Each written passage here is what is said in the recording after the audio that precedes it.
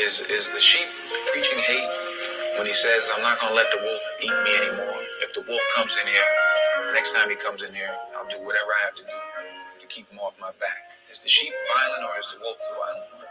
He wasn't teaching hate, he was teaching common sense. You know, if somebody's knocking you over the head, stop them. Do whatever you have to do to stop them. You know, the ones that were knocking him over the head were afraid of the fact that he might swing back. So they said, no, he's teaching hate. He's violent.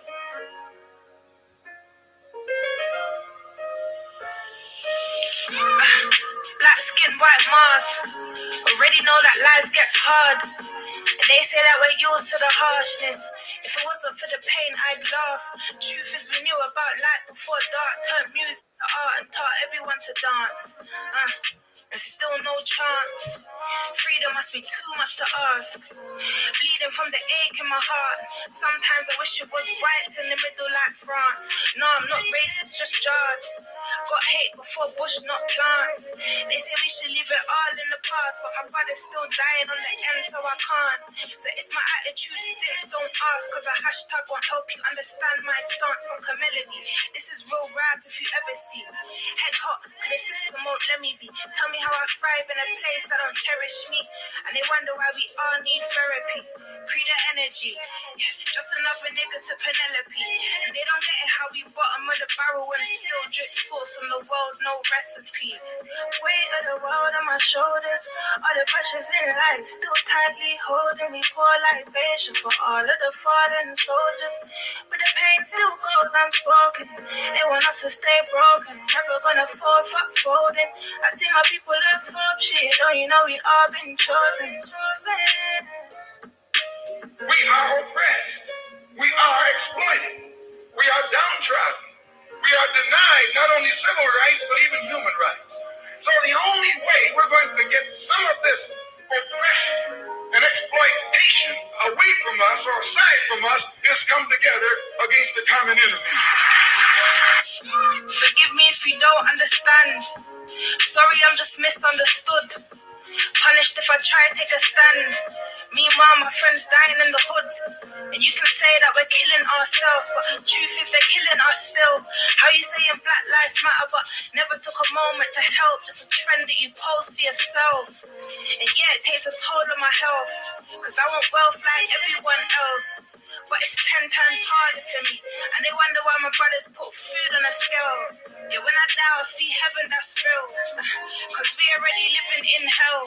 Wish I could share all the pain I felt. Oh well, I guess I won't speak till my scars do heal. I just wanna be black with a mill. Yeah, that's for every time I had no meals. Cause my mother couldn't keep up the bills. With a handful of kids, no home, just a cell. And I don't care if conscious don't sell.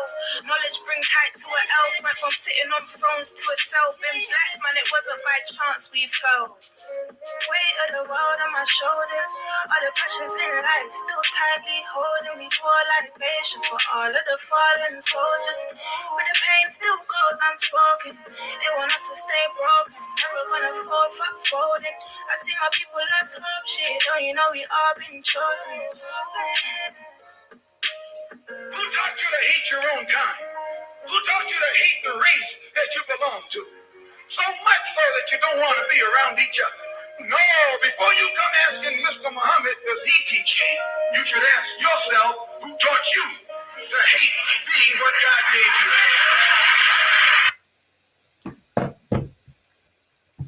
you? Blessed love, people, blessed love. His time is up, family. We are back again. It's Friday and we're going to be chopping it up as usual. What a live it was last week, people. Imagine. Blessed love, Sean, Sister Sean, I see you there. All the mods, all about the black. Don't know if you're in. Sister Keeks, Paula. Can't even see you guys right now, but I know you're here. Grandma Liz, I know you're there. Big up, second time in the room. And we love you, my sister. Don't know every single time. You know what? Even if none of the other mods are in, Grandma Liz is here and she will deal with them. You don't know, the sister don't play. So yes, people, it's another time. Do you know what, yeah? I'm still recovering from last week. I really, really am. And you know what's interesting as well? Before I say that anyway, blessed love everybody. Make sure that you've had a really great week. I hope you have. Linus Keats, I see you. I hope you've had a wicked week, and everything is blessed and in your favor. Last week has thrown me for 6 because, fun and joke aside, it's a really, really serious subject. And what's been emerging since then is that we're dealing with it might not be new to other people, but it's certainly new for this platform. And it's certainly new to me that we've got a different kind of predator that we're dealing with out there right now. And that is women that are sexually abusing other women, posing as men. And there's a whole kind of can of worms that's been opened up from DJ Styler's story last week. Yeah. And on the back of that, you might have seen that I posted another person, somebody called Hannah Walters, aka Target Singh. We'll get into that in a minute. Please don't ask, because I'm really confused about that. But that person was convicted actually of the same crime that DJ Styler is guilty of. That person's been convicted of that. So we're going to hear from 2 sisters. And I'm going to let them tell you all about their platform. They're absolutely amazing. I've only just stumbled across them. And the reason I've stumbled across them is because they actually did time with Target Singh, with Hannah Walters. Now, what we're going to be looking at tonight is the connection as well. These sisters coming on don't know about any connection, but we've been told that there is a connection between DJ Styler, aka Shireen Blackwood, and this person, Target Singh, aka Hannah Walters. Too many names for me. We're told that there's a connection. We're told that they know each other. And if they do, this is very interesting. You know, that were they accomplices? We don't know that. But we do want to hear from these sisters that were in prison with this Hannah person, aka Target.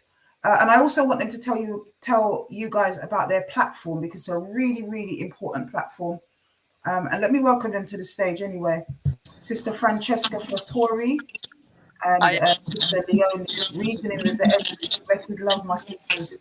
Blessed love. I'm excited to have you here, man. Yes. What's been happening? What's been happening? So you guys have got a really special thing going on. Francesca, you kind of got the platform. Leonie, I know that are you both on the platform, or do you kind of lend to the platform? How does it all work? So basically, I started off YouTube when I come out of prison. It kicked off.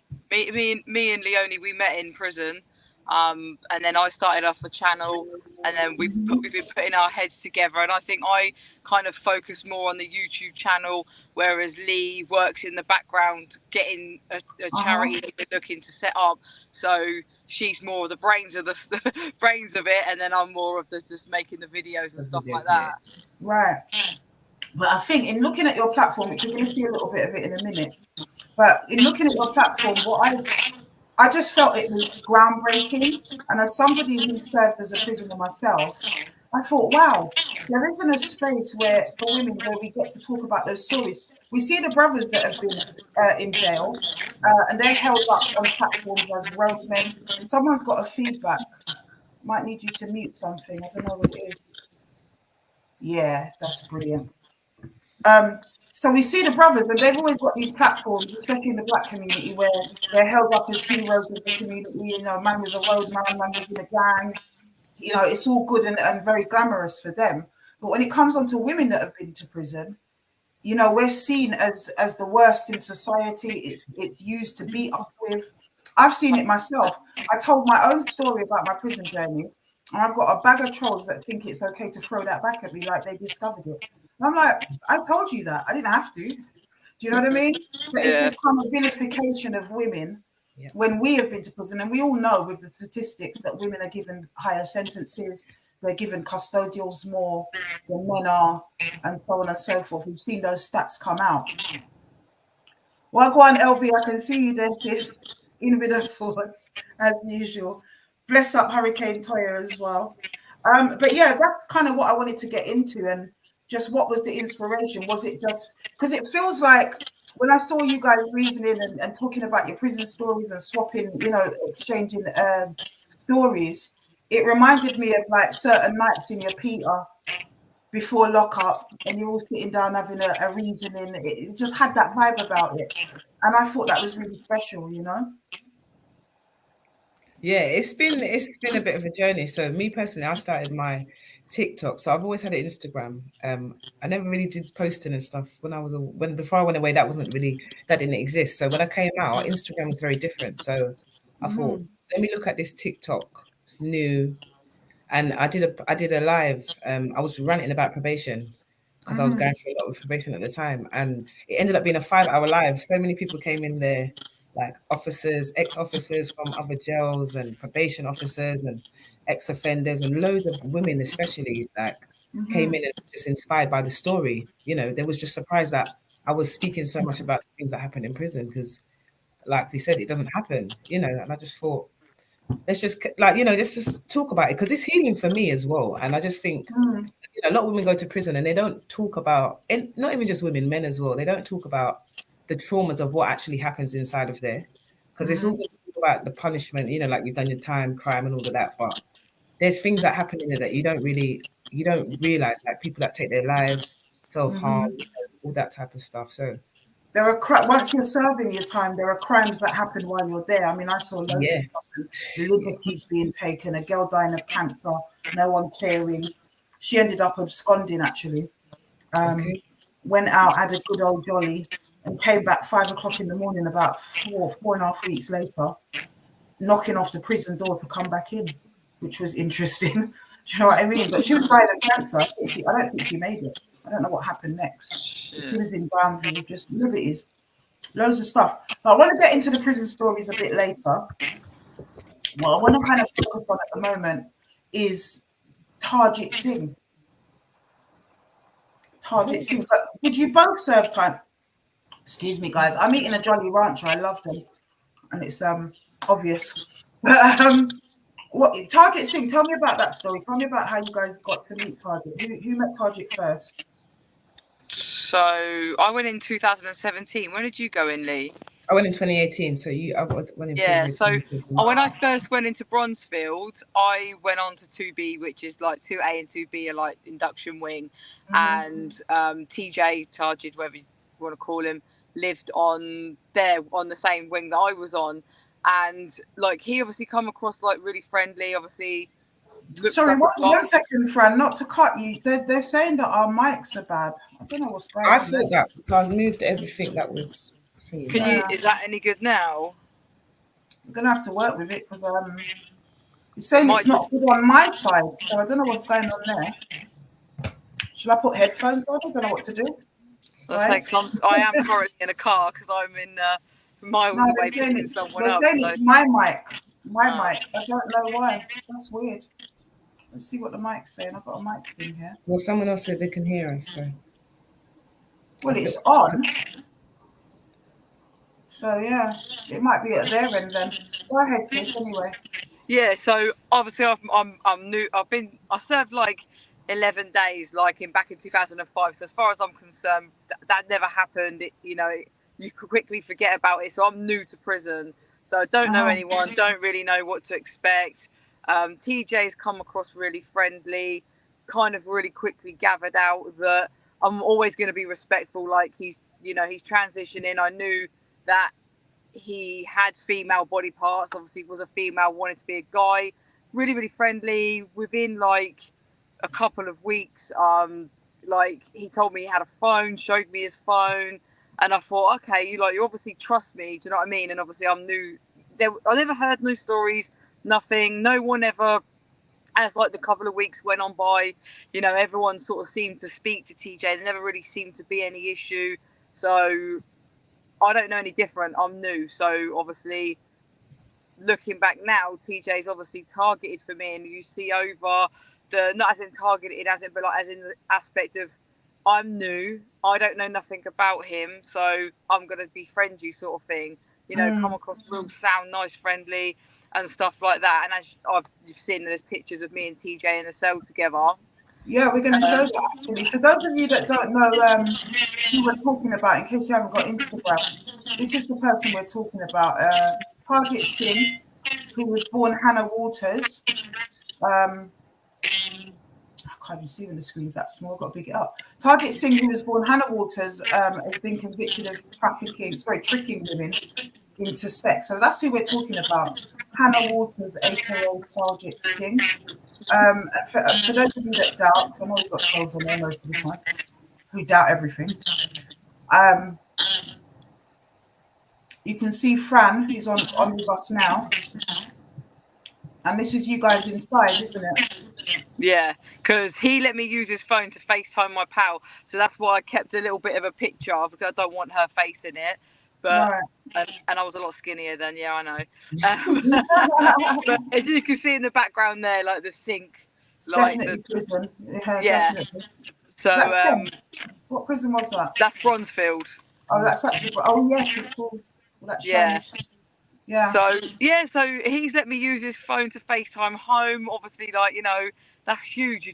I've been in prison a few weeks, 3-4 weeks at this point, and whatnot. Anyway, so I think I moved over to House Block 4, and then I remember, I can't remember how long because this is a long time ago now, but what I do remember is, so anyway, that was Sam. Never heard no stories about him, anything like that. And we got on a visit, and so as you know, the first, like, say 1 o'clock visits, they come off. We're going on, for example, a 2 o'clock visit. You wait in the holding room. They'll leave the door open, and then visits coming off will walk past. So anyway, this little skinny, like, white girl, she started going, "Rapist, you're a rapist," just screaming and shouting and all this sort of stuff. So I'm looking around thinking, who are they talking to? And as they've gone through and the officers locked the door, then TJ's gone banging over through the glass, like giving it the large when the door was shut. And I'm thinking, I was a bit blown away at this point. So I was like, what the hell? Because, like, you hear the 1 or 2 rumors of a girl raping a girl in prison, but you don't kind of really think it's true. And then that was really it, because I was living on a different house block. And then it was when I moved to Send that I met Roxy. And then obviously Roxy's telling me about the situation she's been in, and then obviously I click that it's TJ, and I was like, oh my God. Like, and obviously I'm like, I thought he was sound. Like, I didn't know, like, any of this in-depth story. Yeah, so literally that's how I ended up finding out the full facts. And obviously me and Roxy are still friends now. You can see on my YouTube channel. We're going to have a look at that in a second, at your interview with her. Yeah, she openly speaks up about it, you know, and TJ got found guilty of these charges and stuff like that. So that's really basically how I met TJ in prison. Wow. And then you also brushed shoulders as well, didn't you, Leonie? Yeah, so I met TJ 2018, February 2018, when I went to prison. Do you know what I think the problem is? I think at your end, have you got the live on as well? No. Oh, why is it echoing then? It's echoing now. It's starting to stop. I can hear myself at your end. That's what it is. I don't know. That's usually when you've kind of got the live on and then you're also on the StreamYard link that does that. I wonder if you mute. I wonder if when someone's not talking, they're to mute. I could. No, because then we couldn't hear you. Because there's no sound coming from Fran. I'm going to mute now, see if it makes a difference. I don't know. Is it making any difference? Yes, it's at Fran's end. Okay. So I met TJ Bronzefield February 2018 when I first went back, and went back when I went to prison, and then I met them again in Downview. But what was strange is that when I was with him in Downview, the conversations that TJ was having was about this case that was with Roxy, innit? But she was already in there for something else. I don't remember what she was in there for. Do you remember? Right. Do you remember? Because when you met her then, she was in there. She hadn't been convicted of that yet.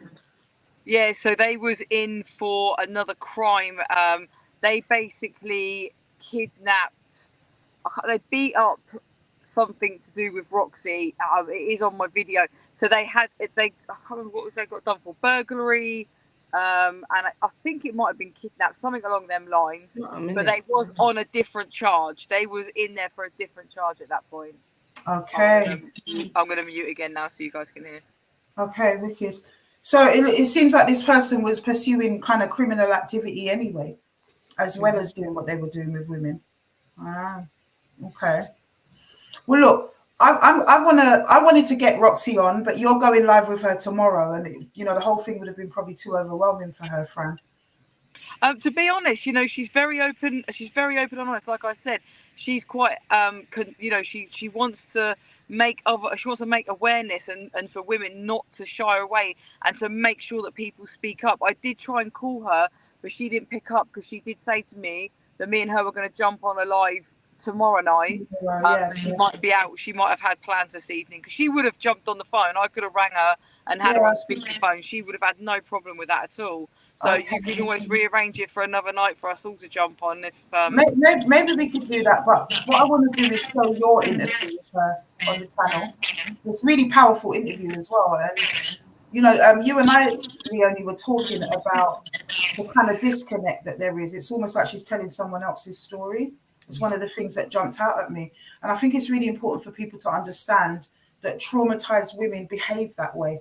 It's compartmentalized. There's a shutter that comes down. You have to, in a way, to survive that or survive anything, any type of torture or abuse, anything like that, you do have to shut your part of yourself down to be able to get through it.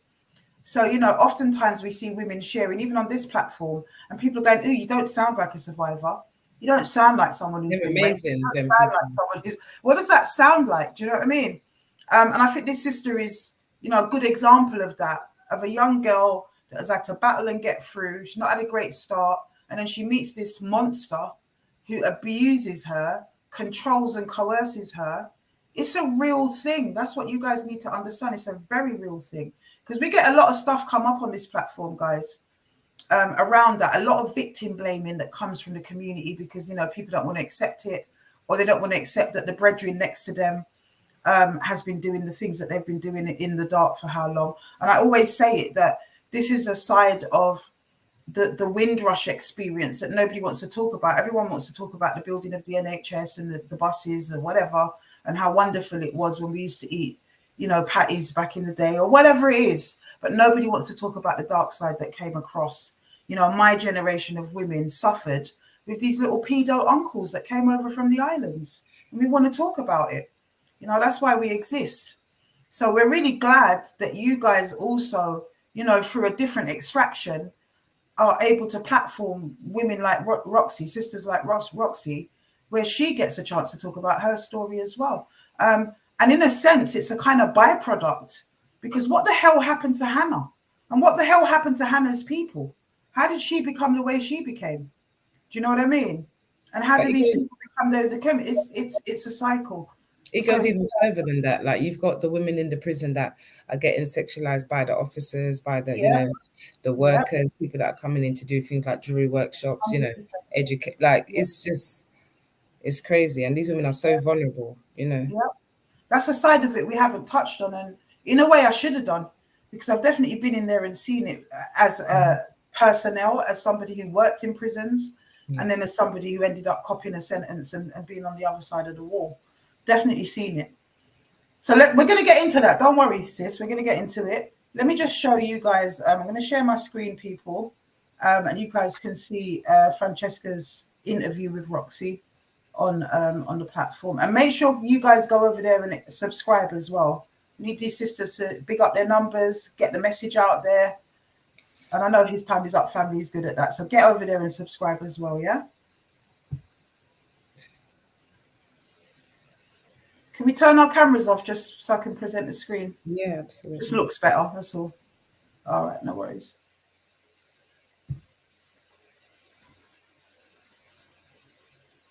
There's someone trying to join, actually. Who's that? Reasoning.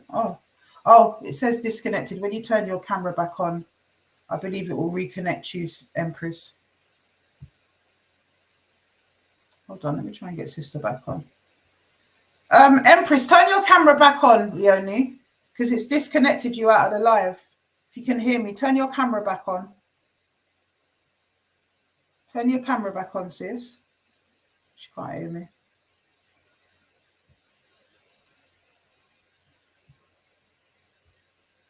Right.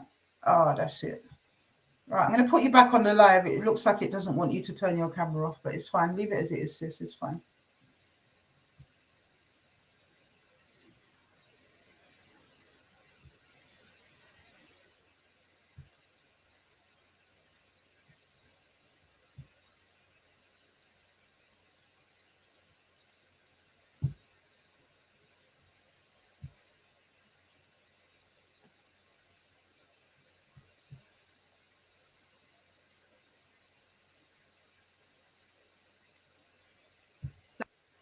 Say we met, what, about 4 years ago in prison? Yeah.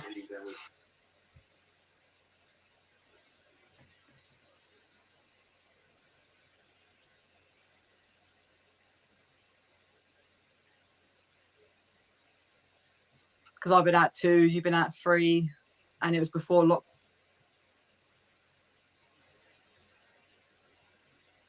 As usual, we're buffering. So yeah, we're saying about 4 years ago. Obviously, I knew a little bit about your story. I didn't know as in depth of obviously what I know now. The person that you was in a relationship with at the time before you went to prison, I know them as TJ. I knew them as a woman transitioning into a male, which is cool. That's fine, you know.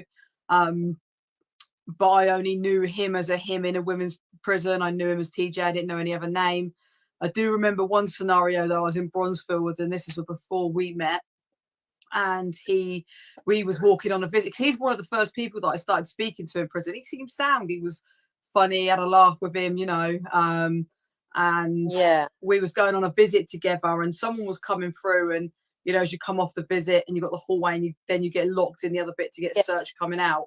So one lock was coming off as we were going on, and someone's screaming at him like, you're a rapist, you're this, you're that, you know, like really attacking him. And I'm thinking, what's going on here? Like, and then when that door got shut between this person screaming at him, he then started to come at, like coming all like boisterous at the glass. Yeah. So straight away I thought, well, that's a bit strange, because you didn't say anything whilst they were like trying to come at you. Yeah. And then obviously nothing got said because we went on the visit, and I'm pretty sure it got extended, their visit and whatever anyway. So that was that. I never really brought it up to him. That was the end of that story. Mm. Is that your door? Yeah, I don't know.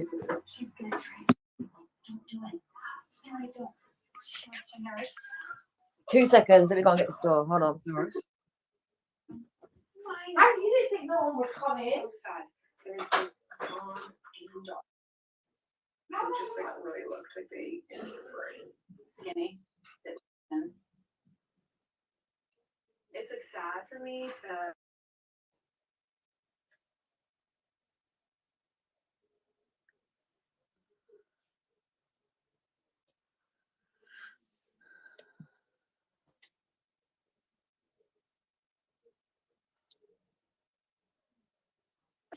Do you need to go? Do you need to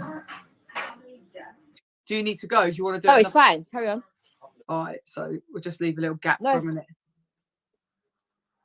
No, I'm all right. Okay, I'll leave a little gap and then I can just cut this bit out. Yeah. So yeah, so that was really that. So that's all the sort of like, you know, that was it. It was forgotten about. We never spoke about it again. And then basically, then obviously I come to Send. We met. I heard a little bit about your story. So do you want to start off by sort of explaining how you and TJ met and how who you thought TJ was prior to coming to prison? Yeah, so I met TJ I went Jan 2016, so yeah, like 2.5 years before that, maybe 3. So I met TJ online dating on Plenty of Fish, but it was my mum's best friend that introduced me to it. So I started talking to him as a him.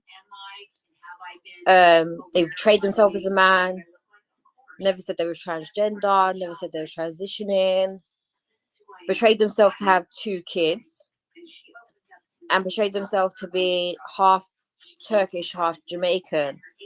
So that's the person that I thought I was meeting. Obviously, you're talking. I thought they were like what they said they were. I believe everything they said, because anyone that knows this person or has met this person, unless you met them in a female jail, you would not know it's a female. Mm-hmm. So obviously met them, started talking to them.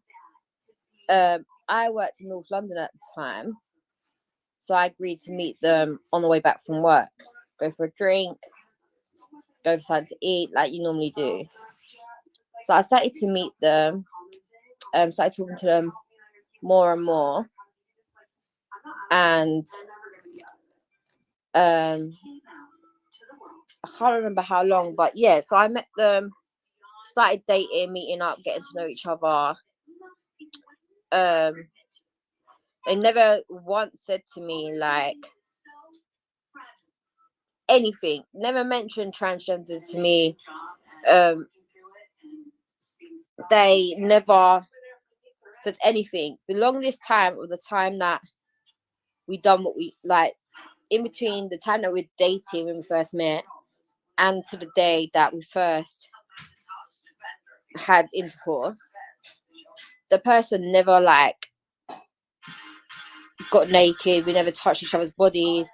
It was although like the person always had an excuse from that part of touching, and I think she had a leg injury, so she was on crutches. She was a bit crippled. So yeah. So from there, I didn't think nothing of it, because you wouldn't if you met Hannah on the streets. No one would question it. So was it like, so obviously like, was it just sort of excuse after excuse with the like, you know, do you think the leg was a fake thing? Because obviously like for me, you know, if I've met someone, I'm dating them, you know, and there's a chemistry there, you want to, you know, you want things to happen, you know, you want to be able to touch your partner in a certain type of way, you know? Yeah, like the leg injury is true. She did get attacked. She has got bolts and metals in her leg. That's probably the only truthful thing she ever told me. That no date of birth. So I know she's not lying about her age. But yeah, so from there, the first time like things happened, I was very intoxicated. Oh, and the answer to that, like when I mean she let you touch her, like it's like all the moment you got to like that body part was like off. What was the excuse though? For what reason? Like I never knew nothing about transgenders, so I didn't realize transgenders can get binders. So she had a binder on.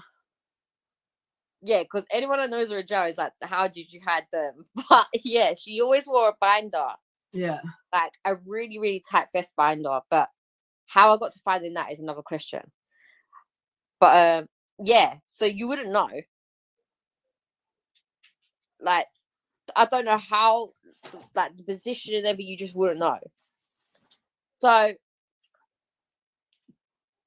from there, obviously the first time that it did happen, A, it was dark. B, the excusing for clothing was they were cold, even though it was like July, I think. June. Yeah, it was like they were cold. So that's why you couldn't do that. Like everything was like off bounds apart from the basic intercourse. I don't know what way to explain it politely. But yeah. So do you go on, sorry. Yeah, so when that happened, it's although like it was done and dusted. Like I can't, you know, this is like a blip. Like it weren't normal. I knew in my head it didn't feel normal. But like I was just like, okay, maybe the person's a bit insecure because obviously they've been in hospital for a year. Like maybe he was body conscious. I don't know. Like, you know, like you think them things, but you just think, oh yeah, I'm being stupid where I'm drunk. Literally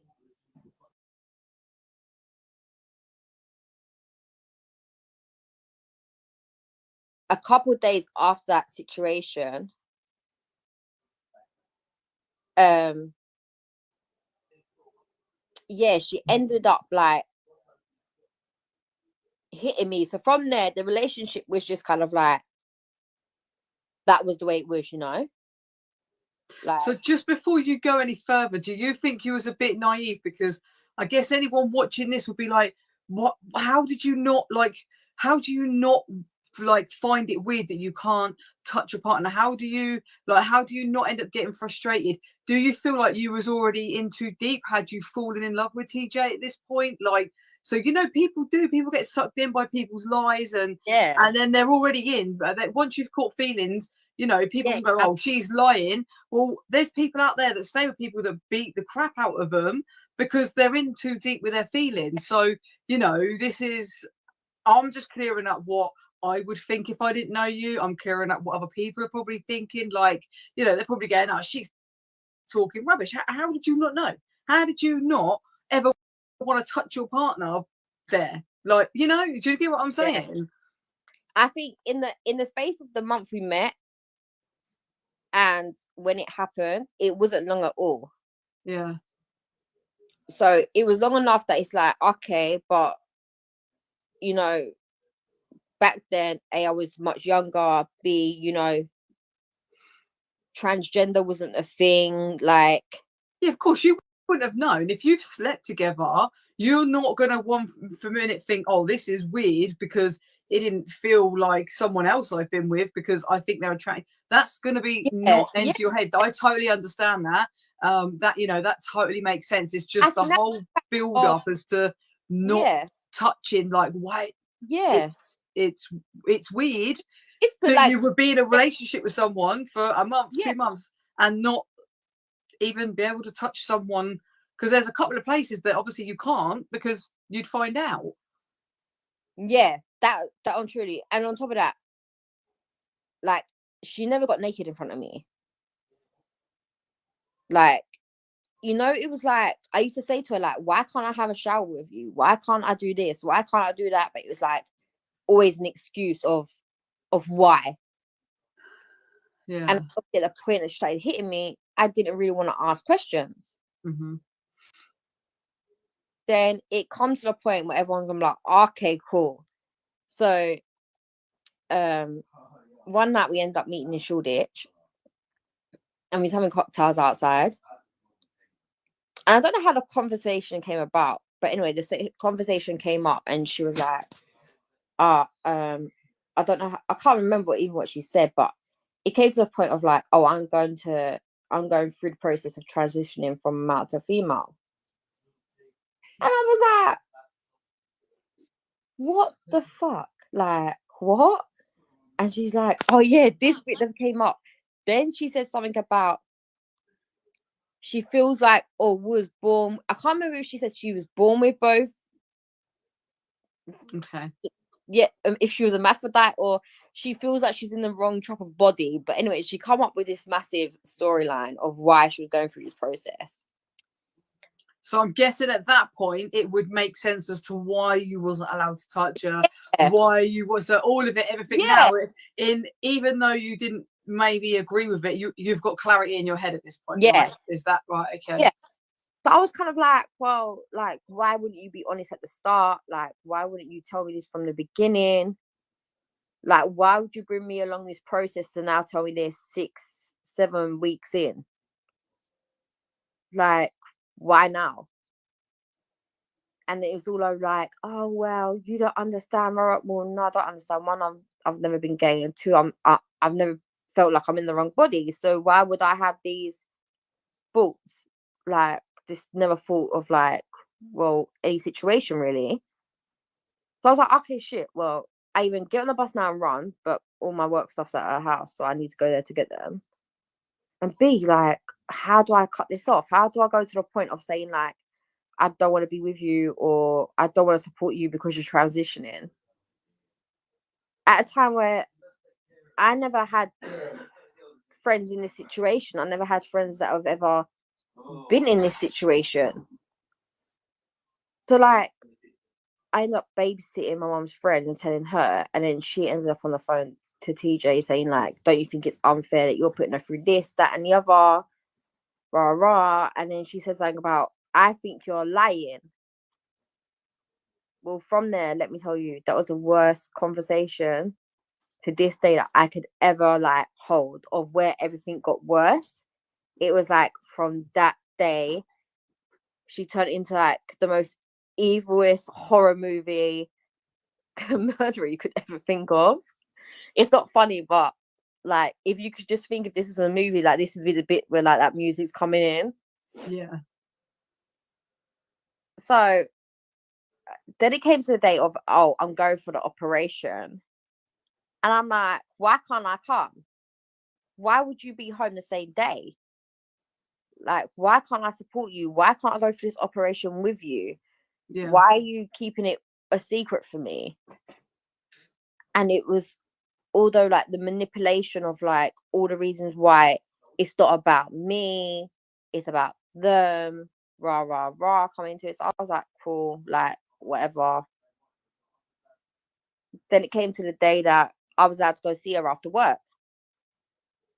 This is when she had the binder on. And I'm like, why have you got boxes on if you want to be a female? Like, I don't get it. I regret it. Well, how do you regret it? You must have had therapy and all of this for this. So how do you wake up and how are you home? Like, I'm thinking, how does this make sense? But obviously, there was nothing ever on TV about this. And I remember at the same time this is happening, the storyline's coming into Hollyoaks.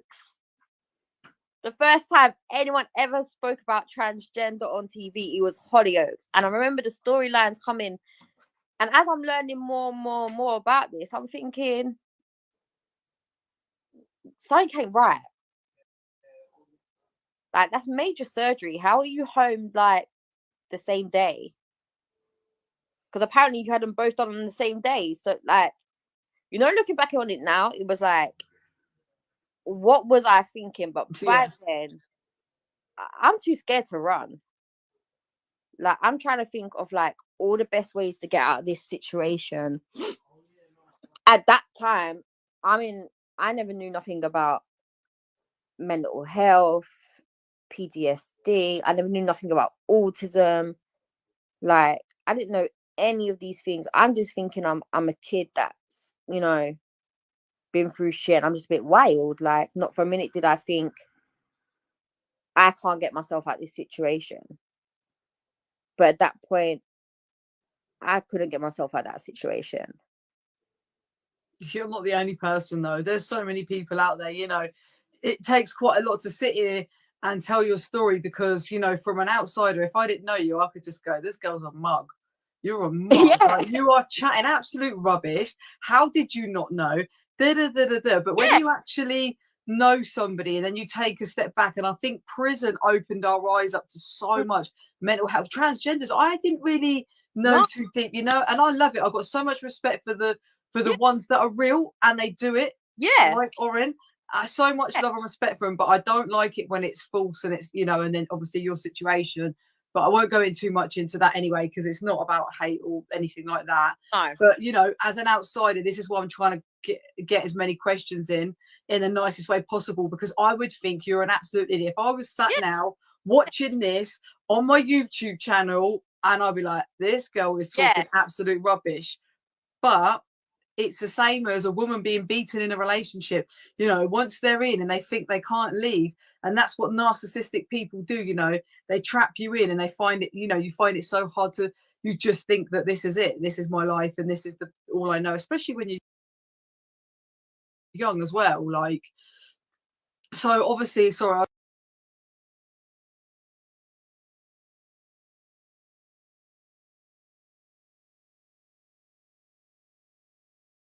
I was cutting you off a little bit there. So obviously, so at this point now, you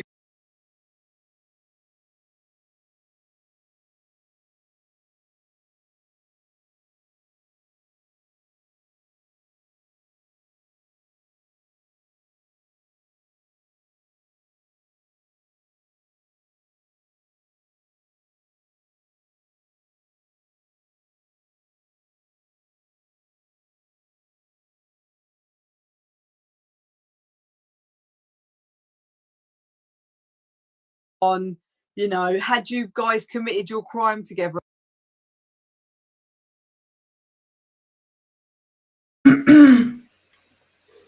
Looks like it's buffering a little bit there, guys. I wanted to get to the point where she was being beaten up, but let's stop it there because it looks like the screen's playing up anyway. One more stab at it. I'll get Fran to explain the rest of it. Let's stop sharing. All right, guys, you can get your cameras back on. I'll put mine back on as well. So, I mean, look, we get an insight into how she could be fooled, right? I might try and play a little bit later, but we'll see how that goes. But yeah, how she could be fooled. Because I was looking at the comments while we were doing that. And I could see that some people was taking it for joke.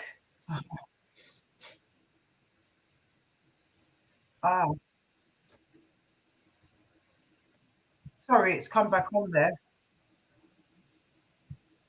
Right, sorry guys. So yeah, it's sorry, Fran. I've just realised you've got to go at 10 o'clock. So let's speed that up for you. You know, we got an insight there and brilliant interview, by the way. You're really good at asking the questions and drawing that person out, which is fantastic. Thank But you. you know, it does boggle the mind. How can a person not know? You know, because there are so many sort of little signs. But you hit the nail on the head when you talked about the narcissistic relationship, and that's what it is. That's what we're looking at. That's what we looked at with DJ Styler. If you look at that girl's story, Roxanne's story, it's not dissimilar to Coco that came on last week. You know, it's not dissimilar. The abuse that follows, the gaslighting, the coercive and controlling behavior, all of that stuff. Oh, brilliant. All of that stuff, it was in there, you know. I would have liked to have had time to look at it. Maybe me and Leonie can look at it and chop it up after Fran goes. But she experienced quite a lot of abuse, didn't she, Fran?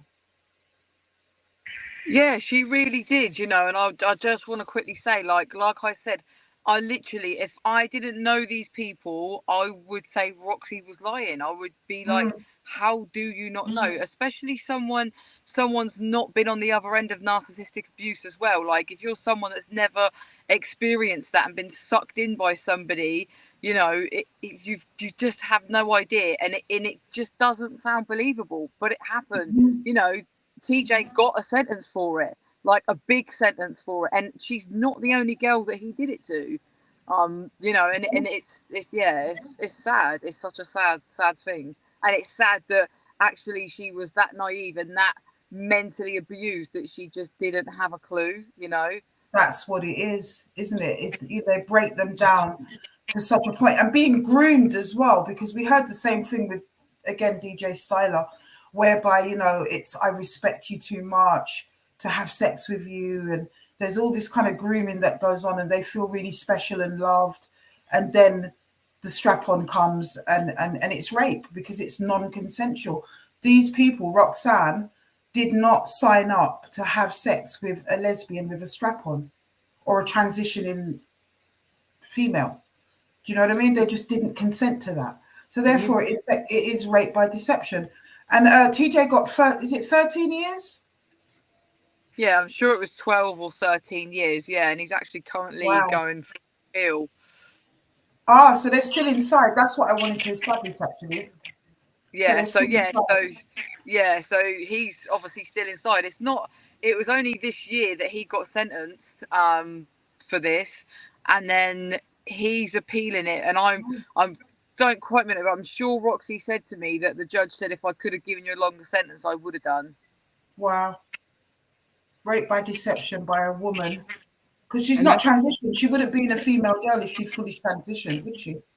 No, she hasn't. I'm still gonna. I know it sounds really warped, but for me, you know, if you want to transition, I'm gonna call him a he. He hasn't had the sex change. He hasn't. No. Right.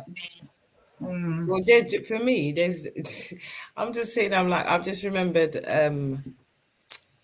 Gemma Watts. So you've got a young girl called Gemma Watts, 21 years of age. You know, grooming young girls as young as 13 years old. And when she came into the prison, I was like, you know, you look at some of these young people and you think, what have you done? you know. Yeah, When it yeah. comes on the news, you know, it was all over the news. You can Okay. look it up. You know, she looks exactly like, this was her picture. You know, she looks like a Oh, man. And she was out there, you know, doing exactly the same thing. So what, for me, it's like, you know, you've got people like TJ that, okay, cool, whatever, you were transitioning, fine, but you were still deceiving and trying to groom these women the same way that the women are out here trying to do the same and trying to use this transitioning and this transgender thing as some cover up and all these diagnoses that you now all of a sudden have.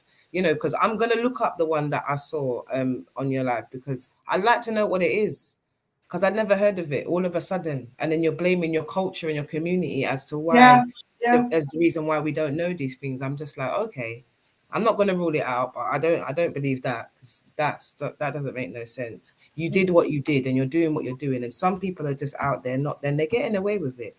They're You know, they getting get away with away with it. And the problem is that because we're calling it out now, it's a problem, because it's never been called out. It's never been an issue. Do you understand? These things are just happening and people are making this be silent. Do you understand? But, you know, big up people like Roxy, because to even be on a platform and talk about her story absolutely. is a very hard thing. It's nowhere near laughable. Like, that is her life. Do you understand? And whether you want to believe it or not, things like that is a serious deception. It can happen to anyone.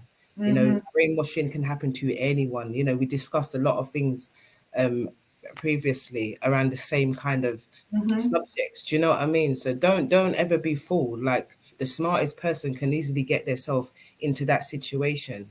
Like, Well, there's a reason that the law changed in 2017 to yeah, include coercive and controlling behavior as part of the DV spectrum, because they yeah, recognize the yeah. evidence and the research is there. They recognize the fact that people can be controlled and coerced to a level where they no longer have control of their own, their own actions or their own destiny. They don't have control of that. There are That's people who's narcissistic enough, who's able to control people enough and manipulative enough to get anyone into that situation. And yeah. it's never done, it's not this sinister thing that comes along and someone comes along and says, ooh, I'm going to control your brain. It's people that are very adept at seeking out what your pleasures and your weaknesses. They are devils. That's what the devil does. Do you Even know when what I you mean? hear even when you hear her Literally. speak, you can hear her trying to even figure out in her own head, like, how Yeah, did I even manage to let this happen? Because you yeah. you even question yourself, like, did it happen? But it happened. And then it's like, well, what did I miss? You start to Mm. question yourself, But every every woman that's been through a terrible relationship can and come out the other side can probably identify with that. How many of us have said, bloody hell, what happened there? You even look at the person and think, oh, they're not even my type, much less.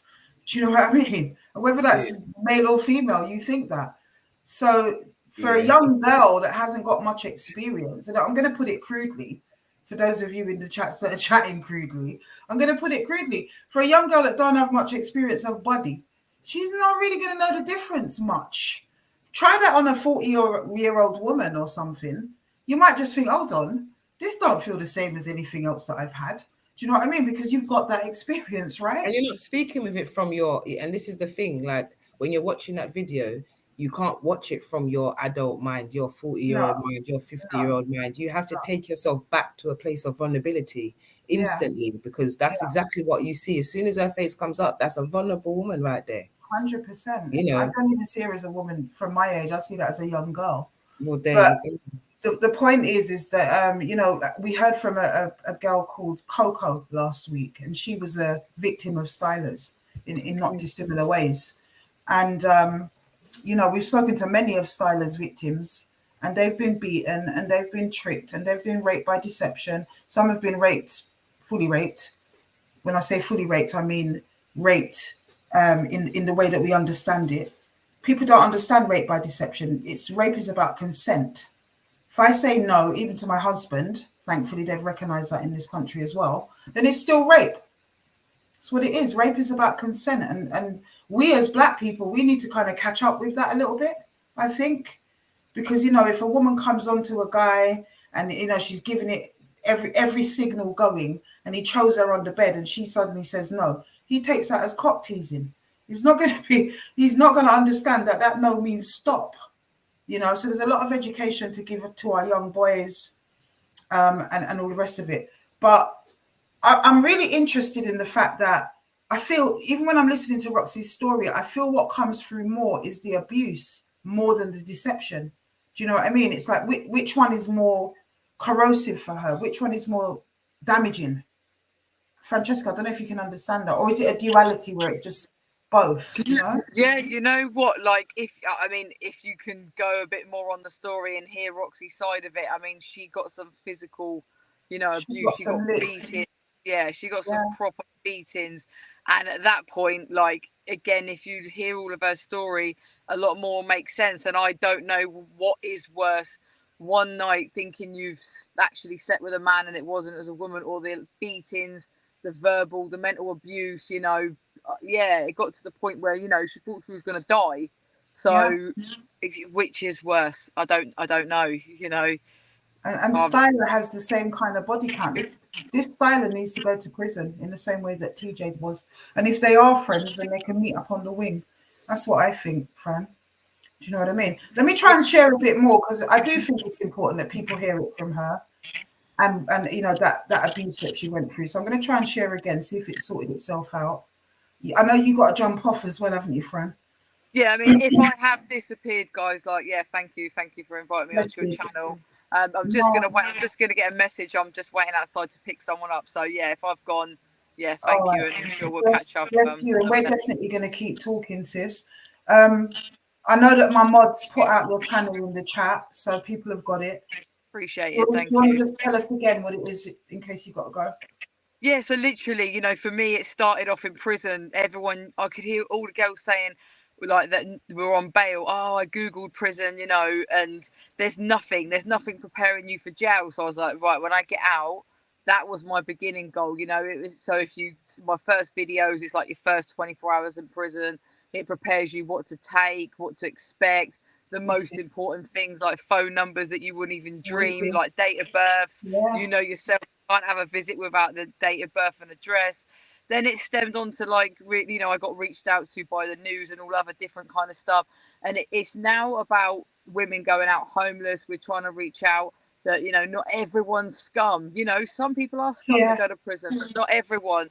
People deserve second chances. You know, that women are getting too, you know, they're going to prison for real short, stupid sentences, losing their kids, their homes. It's unnecessary. So now it's gone from just preparing women for prison to now, and you know, reassuring that it's not as scary as what you think, to now really just wanting to go out, setting up a charity and stuff. So we got a lot of good stuff coming on, but yeah, it's just a mixture. Very positive indeed. And as I say, groundbreaking, because no, there isn't anything like it, not in the UK anyway. And you know, there is, for us, the connection is that so many women that are in the prison system have also been abused, especially physically and sexually abused in their lives, you know. Yeah, 100%. Inside 100%. People don't realise. And officers have been convicted for that as well. You know, officers have taken their lives because they can't cope with the pressure of, you know, having to deal with that reality of what they was putting women through for years. You know, I met a lot of women in there that had been abused from, like, back in the Holloway days, you know, to the point in their showers screaming. There was women that couldn't even shower.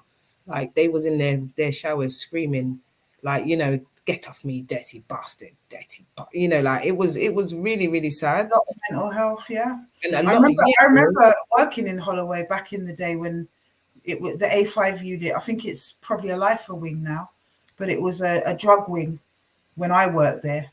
And I worked there as a drug worker back in the day. But I remember the liberties, and I remember that lift they used to have going up and down, and you had this yardy officer called Ozzy that used to sex off the girls in the lift. Just so many liberties, so much taken. A lot of things, you know, there's a lot to talk about. Yeah, man. Let's try and share it. Fran, we'll catch up if you got to go, sis. Yeah, definitely, 100%. Thank you again. All right, you drive safe. Speak to you soon. Yeah.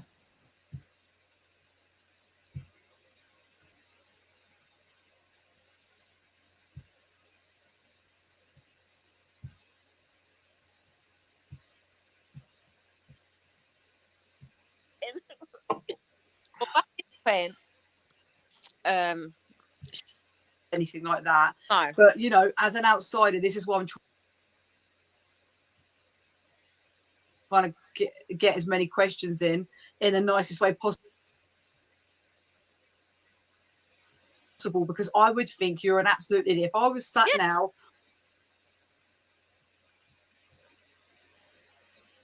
watching this on my YouTube channel, and I'd be like, this girl is talking absolute rubbish. But it's the same as a woman being beaten in a relationship. You know, once they're in and they think they can't leave, and that's what narcissistic people do, you know, they trap you in and they find it, you know, you find it so hard to, you just think that this is it, this is my life, and this is all I know, especially when you're young as well. Like, so obviously, sorry, I was cutting you off a little bit there. So obviously, so at this point now, you've cottoned on, you know, had you guys committed your crime together at this point? No. So at this point, I'm questioning it, but by then, obviously, I'm saying obviously because I'm like, you kind of know, but I'm forgetting. But by this point, she broke my nose. It was like daily torture. I wasn't allowed to eat, and then she said I was allowed to eat. I wasn't allowed to wear anything that she didn't agree to. I wasn't allowed to go outside unless she agreed to. Like, everything from me waking up to the minute going to bed was a control. And anyone that knows me is like, would honestly be like, how did you of all people get this situation? How did you get into this situation and not be able to get out of it? But I think what people forget is that, you know, all of a sudden people think, oh, but it's not a man. Or, you know, she's like the same height as you. Or, but you've already caught feelings at this point. So even though you know you're being beaten and it's not okay, you're in love at this point. So, you know, we've all, like most people have been there, done it, you know, been with someone they probably shouldn't have done and stuff like that. But once you're into a point, obviously, if the abuse didn't come out till after you've caught feelings, you know, it just becomes a different ball game. I think by September, it wasn't even like about love. I think by the time it was my birthday, she broke my nose. It wasn't even love. It was pure fear. Like, so did you not? Did you not like? Did you not feel like you could tell your family or friends? Did they know what was going on? Like, family knew. You know, my mom going to the police. My mom was reporting me missing weekly. The police would come, talk, leave me sitting there, black, blue, would offer me an ambulance service, and that's it. Like, I remember like escaping out of a window after she smashed my head, and I was bleeding everywhere. And two old couples, 2 doors down, had me locked in their house and called the police. And I mean, I'm literally telling the police, like, this person's holding me hostage. She's got my passport. She's got my bank card. Look at the state of me. Like, help me, please. I'm scared. That I need help. Help me. She convinced them that I was schizophrenic. Wow. And the thing is, everyone can say, like, no, the police can't. Well, let me tell you, it came up in my court case and they investigated the police officers at the time because it was caught on camera. Because I was going to say, did this all come up in court? But we can jump onto that as we get down to that bit. Like, there were plenty of times the police would leave me there, like, loads of times. The ambulance service tried to help. They would put, like, there was even things of, like, they would say that no one's allowed to come visit me when I was in hospital for the night because they knew that she was getting in there. Royal London knew the situation. I mean, after my nose got broke, she made me push her home in a wheelchair. I'm still got anesthetic in my body. There was like this girl like even got her own dad sectioned so she could have full control of his money. And I remember the day my crime happened and I got arrested, and the day in question I took like 2 boxes, like a box or 2 boxes of my medication, amitriptyline, So I was trying to kill myself on the day, and she dragged me in the car, put me in the car. I remember I got arrested. In an interview, they kept on asking me about, who's Hannah? And I'm like, they're asking me about Hannah, and I'm like, who's Hannah? Like, who the fuck is Hannah? Yeah. Like, who is Hannah? And they're looking at me like, this girl is trying to convince us she don't know who she's with. And I'm like, who's Hannah though? Like, who's Hannah? And they're like, the person you came in with. I was like, no, that's TJ. That's not Hannah. Like, that's Tarjan. That's Tarjan. And I'm like, literally, like, in an interview saying, like, I don't have a fucking clue who you're chatting about. And obviously, as we all know, I ended up in prison. So clearly I wasn't believed. But that's like, the day I got out, people think, okay, you're Cody's, they're going to put a restriction. There was no restriction on us talking. Like, we were allowed to still live together, everything. So, okay, I'm going to hold you right there. So now I'm even in suspense a little bit, because I know you've told me, but I can't remember. So at this point in the police station, guys, you found out that the TJ is not TJ. TJ is Hannah. So at this point, has the penny dropped? Your gut feeling was right after this so-called op. She is a female. She was always a female. Yes. So what happened then? Did you question her? So we got released, and I questioned her. She was like, "Oh, I told you I've been to jail before." I was like, "Yeah, but how did you go to Holloway as a female when you was a man?" She was like, "'Cause I'm transitioning." I'm like, "Yeah, but you couldn't have gone to like a female's estate with still having like, you know, no female like hormones. Like, that's impossible." Like, da da da da. And she just went absolutely bonkers. Like, but obviously, just quickly, obviously, as we now know, we've both been to prison. You can be a male wanting to be a female and going into a women's prison. So obviously, but you weren't even living. Like, I'm trying to work it all out, and obviously she's saying all these things. I'm like, okay, it must be true. Like, I got family members, but obviously I didn't talk to them to ask them if it's true. Anyone that I know, like, were just like, well, maybe, like, you know, my friends asked his friends, and they were like, yeah, there is transgenders in jail. And I'm like, okay, maybe she is telling the truth. So as time goes on, I'm finding these prison letters from the other victims saying, like, how can you lie to me? Why are you Hannah and you're in a female? And I'm thinking, I'm asking you the same questions. Like, how? What? And then it comes to the point that everyone's gonna be like, oh my God. So it's not even funny, but it's like, oh, that couldn't have happened. So on this night, I can't remember what kicked the crazy bitch off. But anyway, she kicked off. And it got to the point where she said, if we're gonna die, we're gonna die together. Nice. And I was like, okay, what do you mean we're gonna die together? No, I didn't want to believe it was true. No, I'm not even gonna lie. I actually did not want to believe. No, I did believe it was true, and I questioned her that it was true.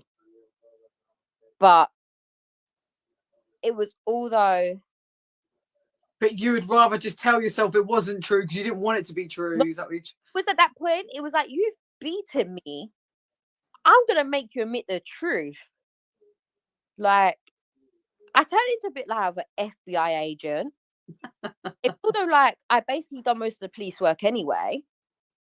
But it was like I had to get to the end of this. Like, I had to stop you. So if I have to take the beatings, I'm going to take the beatings, but I'm going to get everything I need. And on top of that, the girl knows I'm shitting myself. I've never been to jail. She's got the balls by the handle. She said she was going to go there and tell them it was all my plan. Who are they going to believe at the end of the day? The victim that was meant to be the victim in that night was the rapist of when I was 16. Oh, So, okay. like, I'm just like, what the fuck is gonna happen? So that night, yeah, she set the bag in the front room on fire with all my stuff in it. So I put the fire out, and then she's trying to set one off in the bedroom as well. Jesus. As I come into the bedroom now, the girls had me up by my neck. She sprayed me with lighter fluid all over me, like beating me, choking me. I think I blacked out at one point. I come back round, and I'm screaming at her like, "Let me shower! It's stinging! It's stinging! It's hurting!" So she agreed to let me have a shower. As I'm in the shower, she come in and just ducked me one in the side of my head and dragged me about my hair and was like, "You dumb bitch! I was born a female. You fucking dumb bitch!" And I was like, "I know it." Like, Wow. that night ended up with me being ducked. Like, end of, like, I think, no, that night I passed out and I woke up on the bed and I was dressed. Like, I don't know how I got from the floor to the bed, but that's where I ended up. So time went on, and then she beat me again to a point that she had to use an EpiPen that she was allergic to nuts to bring me back to life. And I woke up and there was blood on my hands where I must have tried to get a knife off my throat where I was duct taped. She tied me up and kept me hostage for 24 hours on the bed. Like, it was just a nightmare. At this point, I'm like, I need to stop this shit. Like, I need to get out. I need to plan my escape. I've got nowhere to live. She's got my credit card, my bank cards. I wasn't allowed to have possession of my own phone and bank card. So what happened after that night then?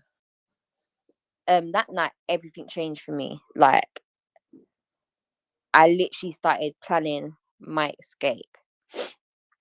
It was although like I didn't care I went to jail at this point. I didn't care if I died at this point. Did you not think about going to the police?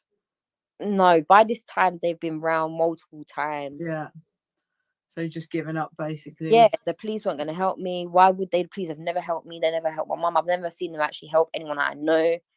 So I'm just like, fuck the police. I'm going to do this on my own. And then I ended up meeting this police officer that was the head of my case. And I ended up talking to her, and she basically said to me, like, if you ever get out, call me. This person isn't who you think they are. And I'm scared for your safety. And I was just like, thank you. She's like, if you need me, just call me and I'll get you out. So at this point, did you not? I think after that, the police turned up and they dropped me to Wood Green, and then they told her where I was, and I was hiding in the train station for my uncle to come and get me. Then while I was away for her for 5 days, I planned, that's it. This is how I'm going to get out. Mm. So I planned it all. I went back there because I needed my ID. I needed stuff. I couldn't just leave with nothing. So I went back.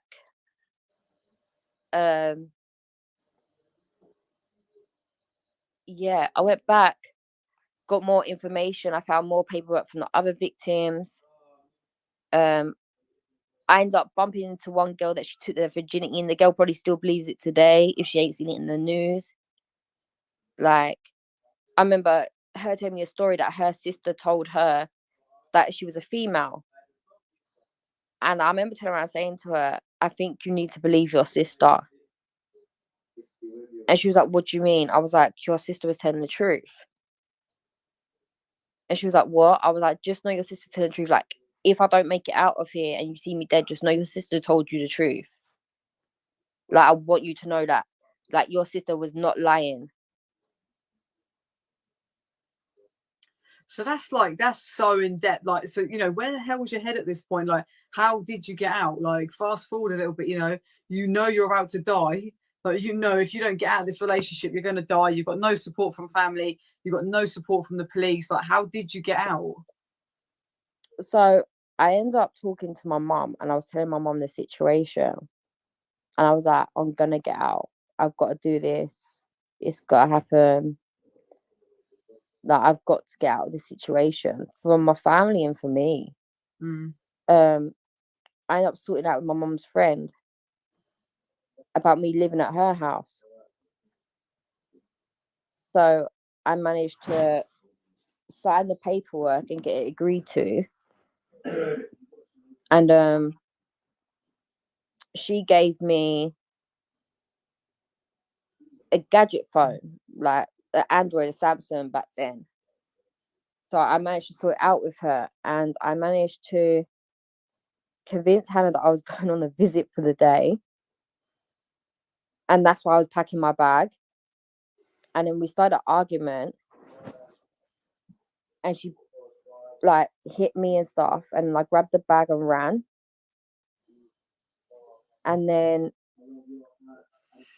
I don't know how, but I think I got to Wood Green and managed to get my mum's friend to order me a cab. And I got to her house, and then I was out really. And then I ended up staying there. And then Hannah started like popping up everywhere in my area. She'd be at the bottom of my road. She would like kicking the door in where I was living.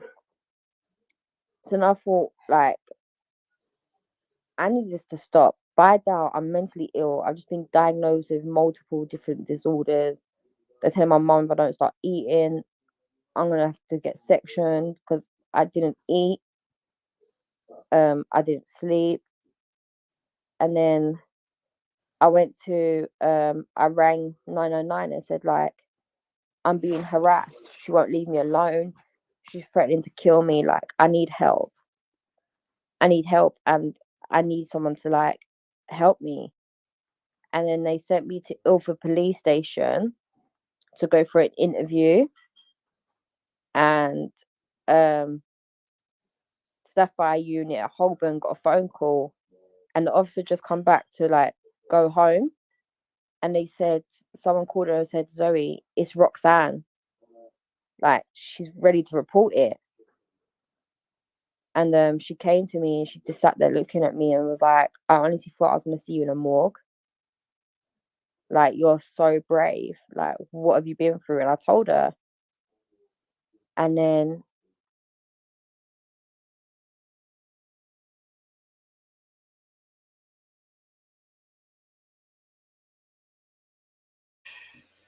absolutely horrendous stuff, man.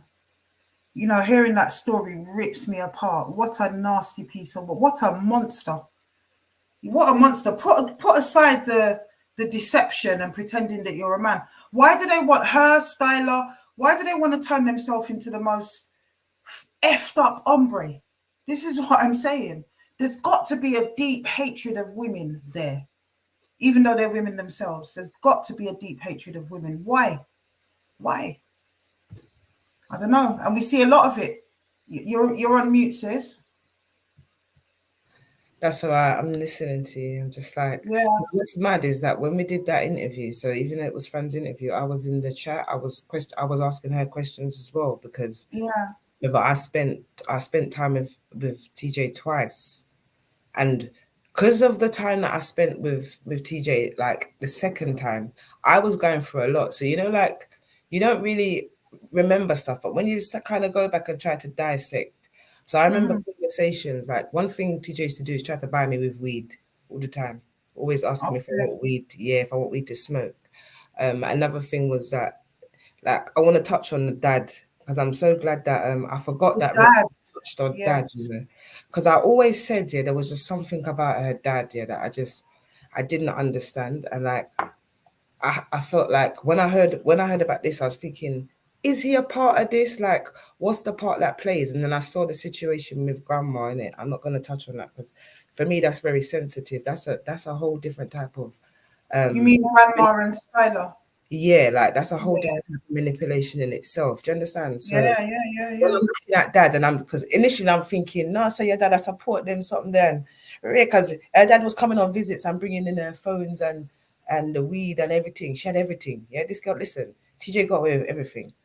I would have thought that TJ was working for the prison because Mm, TJ would get away with everything. Like it's a shame that Fran ain't here because Fran's got some, insight that she's seen herself, of being caught with phones and just being let go. Like just being mhm, able to do what you want, mhm, basically, and mhm, still mhm. being able to like manipulate women in there as well. Do you understand? Well, she certainly looks very happy inside. Look there, and looking Yeah, more and like I herself, met her and like about I say looking more girly than it was in the other picture when it was arrested. How, I mean, that story when she says that she beats her up and she says, "Yeah, I was born a woman." Huh? Imagine. So she yeah, got away with lots in prison. She was clearly just a yeah, manipulative and even prostitute. the way that TJ used to dress, like it's not even a joke. Like that's mild. When TJ used to go on visits, yeah, TJ used to have on crocodile shoes, like linen suits. It coming like so. When I'm listening to this again, I'm thinking, so what was you What? doing? Like forcing your dad to either go to Roma Road and buy you clothes, or like taking out his linen suits that he's covered himself. Her clothes were ever looked too big for her. Number one. Right. There's people we could get to actually talk about how TJ was in the prison, and yeah, it was just strange. I'd never met anyone like that. So when I heard Roxy's story, because I knew Roxy in the prison, but I did. She was not my friend. You understand? She was someone I just saw in passing. Yeah. So again, you don't really know what people are in there doing. So I knew she was in there for something, but it wasn't big enough where people were talking about it. But Mhm. she was talking about it. She was talking about it to me as if I knew what was Right. going on because, like I said, she was in down on a charge, on a sentence already. Hmm. Understand? And then this charge happened while she was in prison. So she started talking about it. But what I understand is that it was in the papers that people did have access to it. But she was dangerous. Listen, this girl would get people shipped out, ghosted to Derby and Style and all these far prisons. Like she was wicked, evil man, evil man, evil man, evil. Unbelievable. And the way she treated Roxy, unbelievable. Because Yeah, Roxy's a young girl. You can see she's still young now.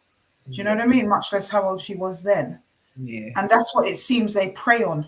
The Styler was doing the same thing, preying on the vulnerable, the young. You know, they are actually predatory pedophiles, these women. That's what Mhm. they are. Yeah, absolutely. Going for young girls, you know, in the No, same absolutely, absolutely. That's what they're It's, doing.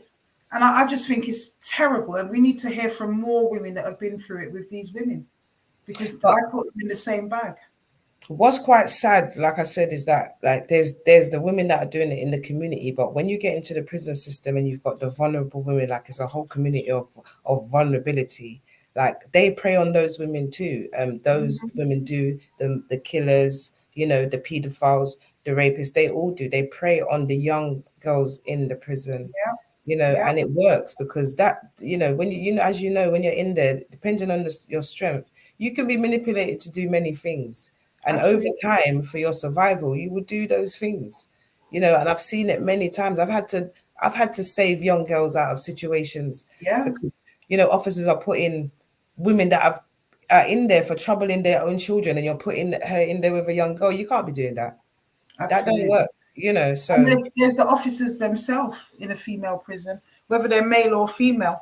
A lot of them will have a little eye for the young girls as well. We saw a lot of Yeah, that. absolutely. And and they will do things. They will do things like they will make girls clean like there was some young girls that used to do the Bix cleaning. So they will Mm, make them clean the rooms and sit there at the door and just sit there and watch them while they bend over and I stretch and I yeah.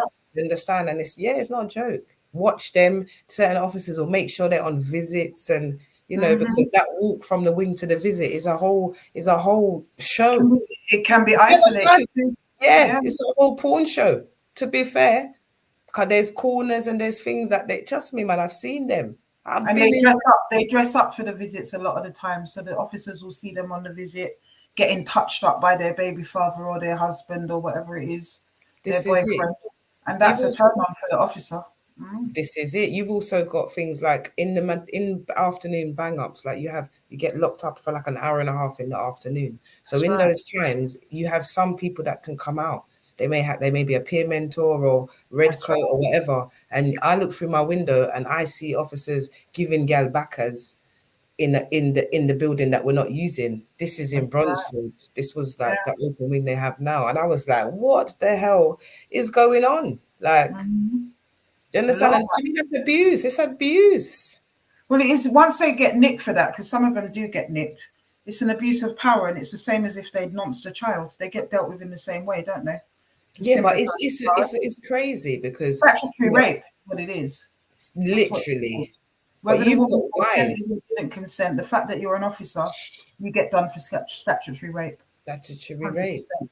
But Yeah, equally, when I was in Downview, I saw women that like there was a woman that was a madam, nasty piece of work, Zanelli, never forget her. And she ran a brothel. She was a Eastern European woman, had run a brothel. That's what she was in for. And I think there might have been underage girls in that brothel, actually, something like that. But I watched her create a little stable of gal that was willing to exchange with the officers because they knew the ones that were corrupt. Yeah, she was a madam. You understand what I'm saying? But when it all came out, because it did come yeah. out eventually in The Guardian, and I remember being like ages later after I'd left prison, come off license, I'm living my life, I get a call through my probation talking about the scandal. I hadn't even seen it in the paper, asking me, because it was on my landing, if I Yeah. wanted to be a witness. And I said to them, no, get lost. Even though I was definitely a witness, because we used to hear the certain officer, a guy called Simon, his little footsteps coming down the corridor first thing in the morning before unlock. He'd open Mhm. Zanelli's door. Do you know what I mean? We weren't stupid. We all knew what was going on. Yeah. There was a couple of girls involved in it that shocked me though with certain officers, but I weren't about to start giving evidence. It doesn't concern me. But I know for a fact, even though those officers were up for charges, it actually wasn't them. The manipulation came from a woman that knew how to sell sex. Like, do you know what I mean? So it was Yeah. interesting. It's just an interesting dynamic in there. One of those officers killed themselves actually over the Yes, they scandal. did. Yes, they Yeah, did. Downview, for Yes, real. they did. And that Yeah, cycle continues even now, and it's yeah. just a different generation. And unfortunately, it is a lot of our sisters. I met a Mm. sister in where was I? Downview, trafficking young girls and young children, from our country. But what for me Mm. is that what I learned from prison is that your crime comes out in your character, isn't it? So Hundred percent. if it's money you're going in there to make, then you will end up having that mindset in the way that you maneuver around the prison. Do you understand? So when people are starting to move like her now, where you've got like a congregation of people oh, I'll fight against me, the lion. You understand? Because I'm not on what you lot are on. I'm not really doing this because this is scary. That's it. You understand? Yeah. Yeah, Especially when it's you know you haven't come from that life.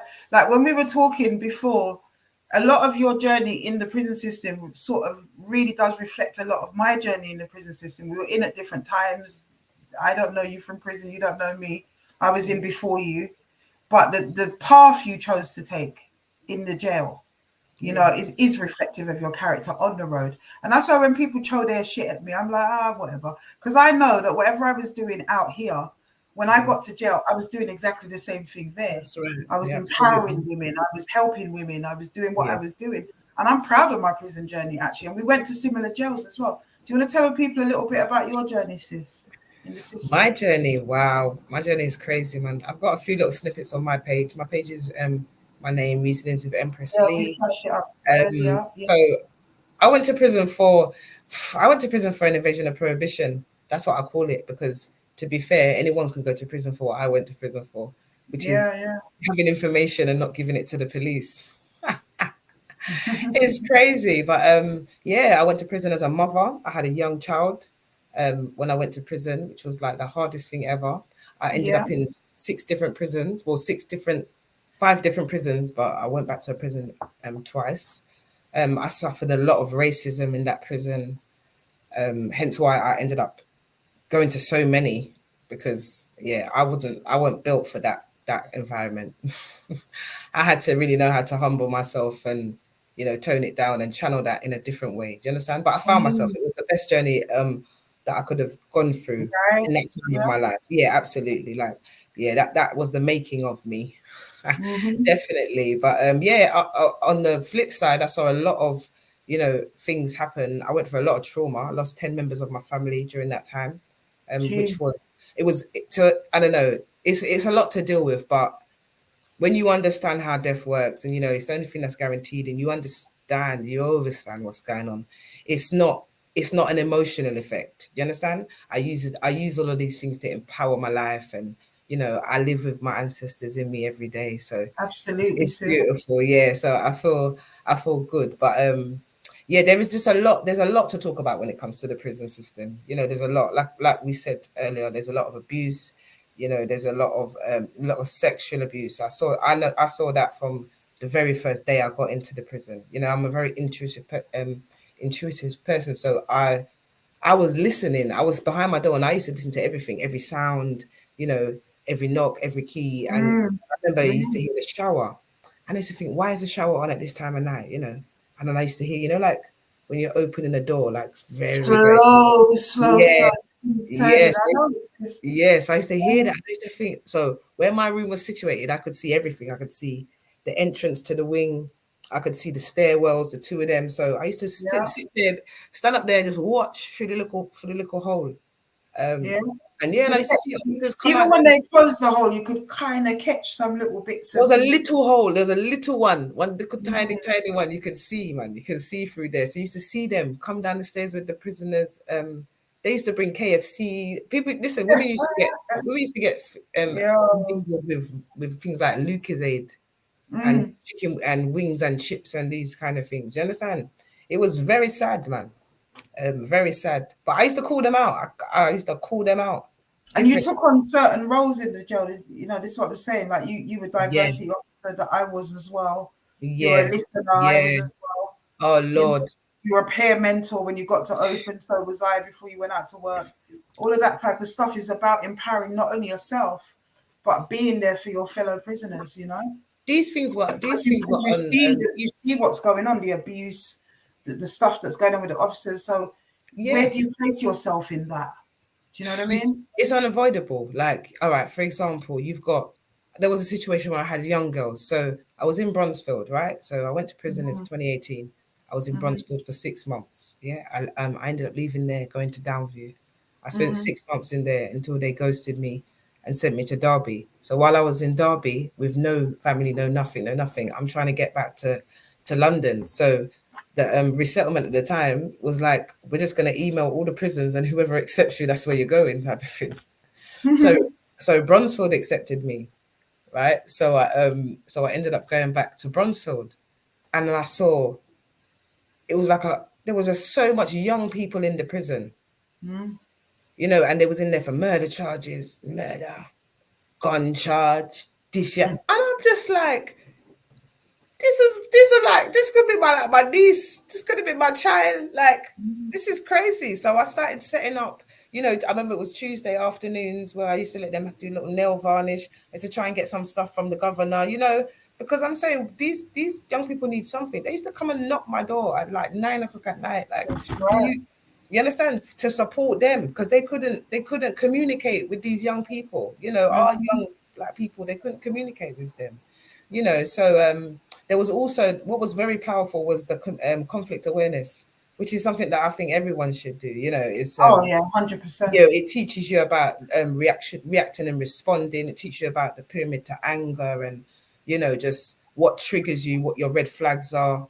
Understanding your unwritten rules, you know, things that you have about yourself, which we all do, that And no you one. know what? It's funny revisiting that because that was something before I went in that I used to deliver. Do you see what Okay, I'm saying, for training? And then yeah, going into the jail and having to sit in it as a participant, it was yeah, still a learning curve for me, you know? yeah. So The powerful. first time I sat in there, I was like, I have to be, because I looked and I was thinking, but you're on the wing. So it was the women that was, that was on. I said, no, I have to get involved. And it was the most powerful thing ever, and it just kind of led to the work that I'm doing now, because what people don't understand is lived experience is probably like the best you're going to get. Like, it's like gold when it comes to any type of reform or and people talk about therapy, but this is therapy. Even this right now, it is therapy for some people, just the awareness, the exposure, the understanding, like someone that the relatability, regardless of what aspect of what we're talking about this evening. Do you understand? So yeah, Absolutely. man, it's good to talk. Absolutely, sis. And just, I think it was important to bring you guys on, not just to tell us about Target, but to give us an insight into women who go to prison. And, like you said, not everyone's a scumbag. There's so many different people. There's aunties, there's grannies, there's disabled women, there's all kind of women that get sent to prison. Yeah. Sometimes for little and nothing. And oftentimes because they've been manipulated by some kind of male entity most of the time, or they're in prison for killing their partner after years of abuse. All of these things that I believe women shouldn't be sent to prison for.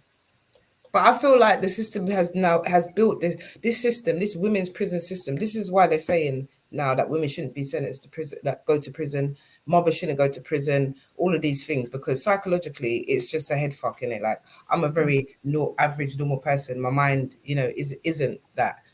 My mind is of a higher power. So I was able to get through a lot of traumas in the prison. Imagine going to a prison and the person 2 doors next to you and just kills herself for a It's 10 pound cutting up and all of that. Yeah. You meet. I met another woman. She was in there for a frenzy murder. She'd done 24 years. She was 12 years into a 24-year sentence, and I was in East Sutton Park she with. She done the whole of her life. I was in East Sutton Park with Fergie's dressmaker. She used to be Fergie's dressmaker. Prince Andrew's wife. She used to be Fergie's dressmaker, and then she ended up slitting her boyfriend's throat. She actually absconded from East Sutton Park while we were there. News helicopters all over the jail. We were told we had to stay. We were told we had to stay inside, right? And you had all these English girls running outside going, "Way!" with the cameras. All the black girls was like, "You ain't got to tell me that twice. The last thing we need is mommy and daddy sitting down and saying, but weird." That's not. Yeah, see what I mean? You know what I mean? That's but madness. It's interesting, isn't it? Because all the black girls were too ashamed to run out in front of the cameras. That stigma that's put on us. Do you understand what I'm saying? Yeah. It was there. Yeah, I'm gonna say two things to the people in the live. One of them is off the back of what you just said. But the first thing I'm gonna say is that women's prisons, for those that don't know, are not categorized. Okay, so we are either closed prisoners or we're open prisoners. So there's no separation of the baby killers and the pedophiles and the rapists. No numbers. Yeah, there's none of that. Do you understand? In the just for the people that don't know, in the male estate, the male prison estate, you have what is known as Rule 43, which is a segregation unit. Do you understand? Right. So this is where they're going to put the nonces, maybe those that they want to kind of protect, like murderers and certain people, but mostly it's going to be sex offenders that get sent to the Rule. Yeah. In the female estate, they don't have the Rule. So therefore, all the women are piled in together, and what they usually do to try to protect them is to give them what is known as false decks or false court papers. So it's something they can walk with. Most people have their court papers with them when they arrive in jail. It's something they can walk with and kind of bring out to show people that they wanted, they're in there for a different crime, but it's created by the system. That's the way they do it. And it's pathetic because more often than not, you're going to get some prisoner that knows them or that came in after them and saw it on the news. So therefore they're going to tell, or you're going to get most of the time officers who ain't down with what they've done and leak the information anyway. So they're never safe. Right. They're never safe. But at the same time, when you've just come into prison, just like, Fran said, she met TJ and she didn't know. Like, when I went to Bronzefield, I ended up in an altercation with a girl and I ended up in the SEG. But when I went to the SEG, there was a woman in there. I didn't have no idea who this woman was. All I know is that she cleaned my room every day. She was doing what the wing does, but it was the SEG. So it's like 7-8 rooms. So that's her job. She does the laundry, she does the surgery, and she does the cleaning, right? And then I think I went back on the wing and I'm watching the news, and the news is about this woman called Joanna Dennehy, who's been living in the Seg in Bronzefield for 7 years, and da-da-da-da. So I'm like, help to know, to know. Then my friend ends up being friends with her, and we're in the gym every day. And I'm just like, but this is the only gym session I can attend now, isn't it? I'm just like, this is not normal. But what was sad, let me just tell you guys there, let me just be like, give you the reality, because, you know, this is a space for this. So this person, Joanna Dennehy, you can Google her. Yeah, she's the Peterborough murderer, right? She's the woman that went around and killed all these men in the Peterborough, right? Now, she's in the prison, and she's ended up in a relationship with someone. I'm not going to say her name because I do respect her. So she ended up in a relationship with someone that was in prison for like some burglaries or something, right? So they ended up on an IPP license. Therefore, as you know, if you're on an IPP, you end up going and coming back to prison based on a recall as many times throughout your whole life, basically. So they ended up in a relationship. Now, this girl is vulnerable. Yeah, she had an addiction. She was on a prescription of methadone. She'd been on that throughout her whole life. You know, she's probably in her early 40s, but she'd been on that for her whole life. Trauma, you know, the lot. You understand? Now, somehow, that woman, Joanna, ended up manipulating this girl into a full-blown relationship to the point where they made a blood pact, right? And they made a blood pact on the wing. It's mad because it happened like a week after I left. And I remember saying to her, you know, like, you need to just be very careful, because she went from 0 to 100 with this girl in like minutes, you know. And I'll tell you this, right? This girl changed her name. No, let me say it properly. The system allowed this girl to change her name to Dennehy. So her name on her ID card changed. When I bucked her in another jail along the journey, her name had now changed to Dennehy, which was the Peterborough murderer's surname, which has got nothing to do with or your life or your so you allowed. So after this blood pact, and you lot tried to kill off yourself on the wing, and then you was told that you're never allowed to spend like not even a second in the same space as each other. So my girl got shipped out, and they left Joanna in Bronzefield. Yeah, Bronzefield is the new remand prison. Okay, this is where people that have not been sentenced, they may not have even committed a crime. Okay, they will just go to prison based on the risk or the safety of based on the allegation. Okay, so if you get arrested, they might say, okay, we're going to put you in prison for your safety or the safety of the other people. But it kind of always was that, even when I was there in 2008. Yeah, but what I could never understand, how is it acting like what we call a BCAT local, where you just feed? Let me tell you, it's a double ACAT jail. Double ACAT, yeah, that's right. Yeah. I saw Rosemary West on the yard when I was there.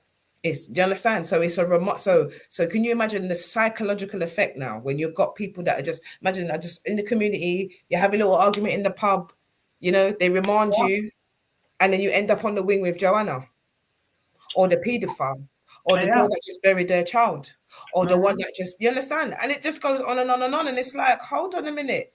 I was in prison with Lorraine Thorpe. I was in prison with Sharon Carr. I could drop names upon, and I'm like, I don't understand why I had so much access to you. Sharon Carr is from the Soa murders, isn't it? You come across them, these people. I remember bucking up on Victoria Climbier's murderer. Sharon Carr is the youngest. The Soa murders is Ian Huntley's accomplice, no? Oh no, I'm thinking of Maxine Carr. Maxine Carr. No, Sharon Carr is one of our sisters. So she was convicted of yes, tell us about when she was 12 years old. All right. So she was convicted of a murder when she was 12 years old. Her name is Sharon Carr. We must do a full live on this, because I feel like this is if people are really trying to fight for justice, then this is a justice that we have to fight for, because regardless of any crime, if you're 12 years old, let me correct this, because she was 12 and Lorraine was 14. Because I always compare the two of them. I spent time with both of them, innit? So you're saying, they're saying our black sister is. How are you spelling her Carr? Is it Kerr or CA? No, it's C. I believe it's CARR. Sharon Carr. So she just put the youngest child murderer in the UK. That is what they've branded her as. Can you Yeah. get some info on that in the chat, please, mods? Please. Yeah. So you got Sharon Carr, and she, like I said, she was convicted when she was 12 years old. She's now, I believe, she's 46. If I'm right, my brain is working. Okay, and she's so obviously she's been in the system. She's been through. I think she's been to every prison possible. She's been sectioned throughout her sentence as well. You know, she suffers a lot of trauma. But again, I've sat down and spoken to her on a level because she was a peer mentor. She delivered the conflict awareness course with me. You know, so her story now, if I just fast forward so everyone just can just catch up, is that she had a parole, right? And somehow they've convinced the parole board that she's put in a diary that she was going to kill another inmate. And I can tell you, I can't tell you what people are going to do or not going to do, but I can tell you I never felt unsafe around her. I can tell you that we were facilitating courses to prisoners without any supervision of staff. So if someone like that is such a danger to society, how the hell did you allow those things to happen? You understand? And then you've got people like Lorraine Fort. You can Google, and there's information that you need to get on her too, because she's the youngest double murderer in the UK. Yeah. Okay. And what I don't understand about this situation is that you killed I think it's the stepdad and the girlfriend or something. She killed one of her step parents. She killed, and she chucked them up and put them in the bush in Ipswich. Yeah. And I How met old was she when she done that? She was 12 years old. She was 14. She was 14. Okay. I think she was 14. Yeah. So when I got shipped to Foston Hall now, which was a racist move, and if you watch my interview with Raphael Rowe, you will hear me talk a little bit more about that. So they sent me to Foston Hall, and that's where I met, or came across, should I say? I never spoke to these people. I came across some of the worst people in this world, yeah, in this country, yeah. The crimes alone, and that's where they are, just in this. It's like a therapeutic. That's where they tend to ship them there, don't they? Yeah, you just punish me, like, yeah. Therefore, yeah, you see you, yeah, me go and punish you. So they sent me there, and I was amongst a lot of create like madness. Like everyone had a budgie in that prison. I'd never seen that before. You understand? Everyone had a budgie, so that therefore they were all lifers. That was all they had. There was a sanctuary in the prison with animals and parrots and donkeys and goats, and let me tell you, yeah, it's not a joke. So this girl killed the budgie. I see her killed. I didn't physically see her, but your budgie, 2 of your budgies died, babes. 2 of them. So she was a proper psycho, because they haven't got a female equivalent of Broadmoor, really. They've got certain little units around the place, but they don't have that. No, they have. I think women can go Broadmoor now, can't they? I don't think so. Sharon was in there. She was in everywhere, but they have courses, like they have the rap course, they have the pipes course, they have, like I said, Foston Hall was a therapeutic prison. Like 90% of the women in there self-harmed. There was 2% that committed suicide, clearly, and it was just me and the girl that I got shipped out with was 2 out of the 5 Black people that were in that prison for the duration of the 6 months that I was there. This is what the prison system do to Black Londoners who go to jail. If you don't play their ball, they'll ship you out up north somewhere to some off-key jail. For the mandem, it's usually like, I don't know, they got loads of them for the men, but they do the same thing. They ghost them. For anyone that doesn't know what ghosting is, it's when they basically don't give you any notice. You just get woken up in the middle of the night or whenever they choose, and told to ship your kit. You don't even get to bring half of your kit, do you? You just got to take yourself to the vehicle and get shipped to a jail. And when you get to that jail, a lot of the time what they'll do is leave you on reception. Just when you're about to settle, they'll do it again. And they'll ghost you all over the country until you're disorientated because you can't. And that's exactly what they tried to do to me, but they couldn't break me. So it was just a madness for them. But when I went to Foston Hall, imagine you get up in the morning. You get up in the morning and you turn on the water to shower, innit? And you're in there, you shower, the water's nice and hot, and you shower, and then the water turn it off on you. And then the water just turns off. and the water turns off for 6 whole hours and it don't turn off again. So I'm like, or what they do is they turn the hot water down when you're just enjoying it, so it goes cold on you. no, but that was the standard.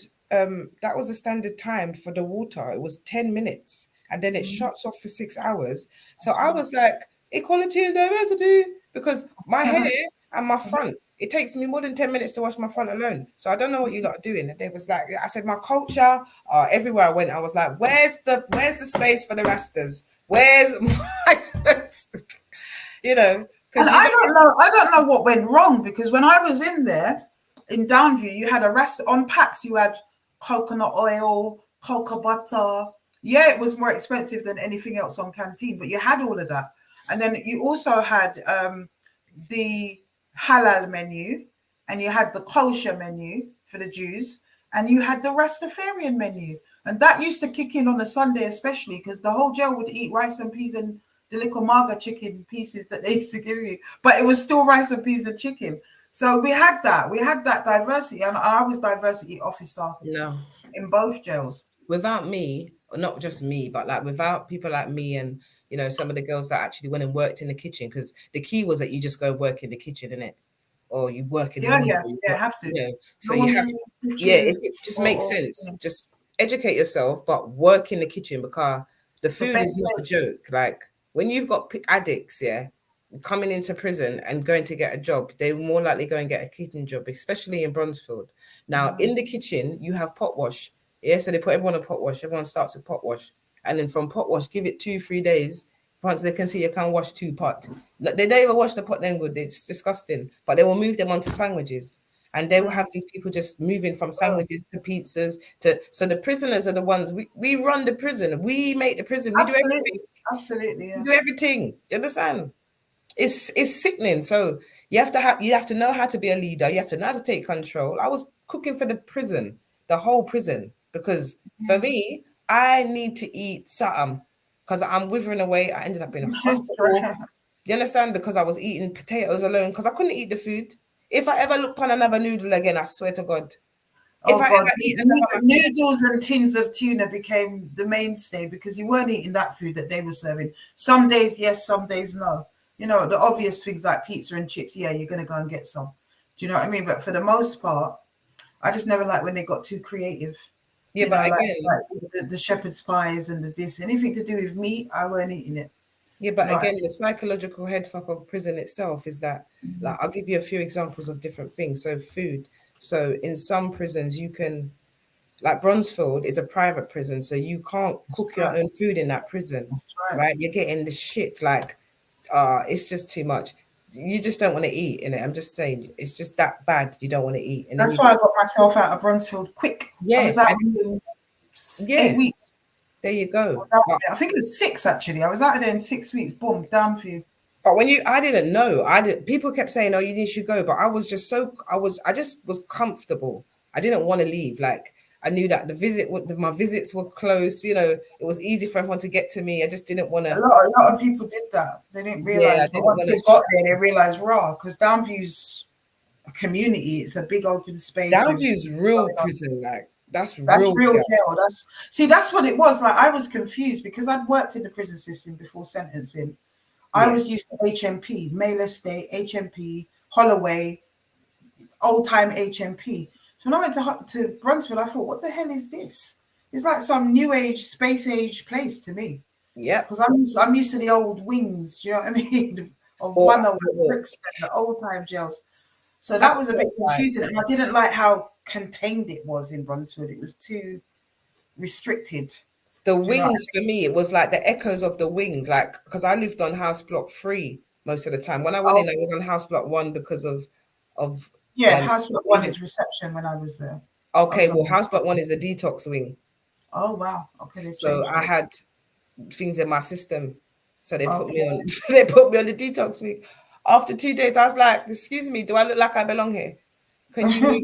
You need to move me. But what I learned on there, like I learned so much. Do you understand? So I realized the most you put me in every single place I needed to be, because not many people go through 3 years of a sentence and end up in 6 different locations. Like it's madness, and have to lose so much people and have to go through so much. Like, you know, my life has never been straight. and I don't complain about it. I embrace it and I try to understand what's going on, because the whole prison thing. What makes me laugh is people always go, "What do you go to prison for?" And then you tell them, like, "What now?" Because Exactly. let's start getting past that initial, even down to like the situation with TJ and stuff. It's not just about that, it's deeper than that. Everything's deeper. Do you understand? And it's just riddled in our community, and we need to talk about it and start also actioning things, man, because and start checking our own peers, because we can't keep hiding them in closets and stuff. That part of our culture I feel dead now, man. Seriously, because look at the damage that's been done. Like when I look at my elders, I've done an interview with someone, and it was actually in my mom's house, and it was a friend of hers, and she was someone that's been a part of this Lambeth care home situation. Do you understand? And it was quite comforting for her to even just be able to speak about certain things. And I feel like it's because she trusts me, and obviously it's my mom's friend, in it. And I said to her, right now it's just for us. But I'm telling you, it's such a powerful conversation, because it's very real and authentic. Because I grew up in South London. I'm from Brixton. My mom had a shop, and I know a lot about that side and a lot of names and people. Do you understand? So when I heard her story, it was just like, it makes sense as to why even certain, children that she may have ended up in certain situations and stuff like that. Do you know what I mean? So yeah, man, it's deep. It's deep. Sis, you know what's bothering me? Because you mentioned about the girl that the officers allowed her to change her name to her Yeah, perpetrator's partner's name. Why Target Singh? Did you ever get to the bottom of that? I should have asked Fran. because she's a Sikh. What's that about? Because she's a Sikh, so she identified herself as a Sikh in the prison. She was a Sikh. She used to go to the Sikh meetings. She's Sikh, yeah. And it was all because of it was all about the kosher meals and all this nonsense. And Yeah, they had but these she's a Sikh. privileges. She's not a Muslim. Yeah, She's a but Sikh. you didn't The have to name be a Muslim. Singh is Sikh. No, what I'm saying is Sikhs don't have a particular diet like that. So they were ignorant in the jail. Very, Muslims do. yeah. Oh no, you just have to Hindus tell do, them. You but just have to Sikhs tell don't. them. Exactly. Tell them any But old what is nonsense. so bizarre because she's clearly like, is she African or a Caribbean background? Caribbean background. Sounds Caribbean with the name She's Hannah a Walter. Caribbean background. I feel like she's from either Grenada or Guyana, All if right, I'm so she's honest. Caribbean background, Black British, and she wants to transition into a man, and she chooses a Sikh man to turn into. This is bizarre for me. This is And unheard of. she was very much about, because I questioned that as well. Like Fran said, it's quite a long time ago, like, so it takes a minute sometimes to remember certain things, and obviously conversations. So I had a conversation with her about this Sikh thing, because I was a bit like, how does that work? Why are you Sikh? She's like, nah, she's a Sikh. Like, she's like, outside, that's what she is. She's got Sikh friends, and she's I swear she said it like she's been a Sikh for years. Like, she'd been a Sikh from a young age. So So she converted to Sikhism. That's weird. yeah, No, Hurricane Toya, it could Sikhs. be a lie. Who knows? It's Hindus that don't eat cow. I'm sure Sikhs just, get stuck in and eat what they like. I'm You sure can't they. believe anything these people tell you, because to be fair, it could have all just been to get on in the prison. Look, man, if we want to talk, we could talk about prison all day. People do all sorts of things just to get through prison, like lie about. No, but she was calling herself TJ or Target when she was out of jail with. Mind you, she'd been jailed before. I don't know. Yeah, it's so strange. Yeah, because We're still I'd trying never to seen figure her that called out. Hannah. It was Tanjit, yeah, Tanjit Singh on that card.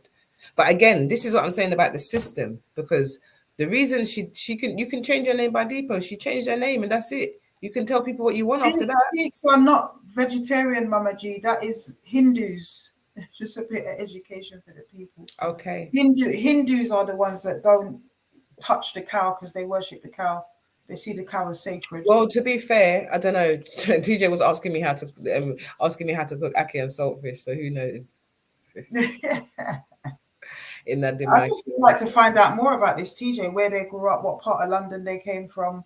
I believe they're from South originally, no? Well, from what Roxy was saying, which Roxy would be the best person, It's and you North will get an London ends they opportunity to lived speak in. to her. But North yeah, I London, believe it's they North mentioned London. Wood Green, yeah. Yeah, exactly. But Hmm. she will tell you. She will, Yeah, we're gonna share maybe have because Roxy on. for her to know that there's another space that, you know, is exposing, and once she finds out that there's another person that could potentially be, you know, some connection, you know, Right. That's the bit I want to see if she could possibly verify, because she was around for a little bit around this yeah. Hannah. Yeah.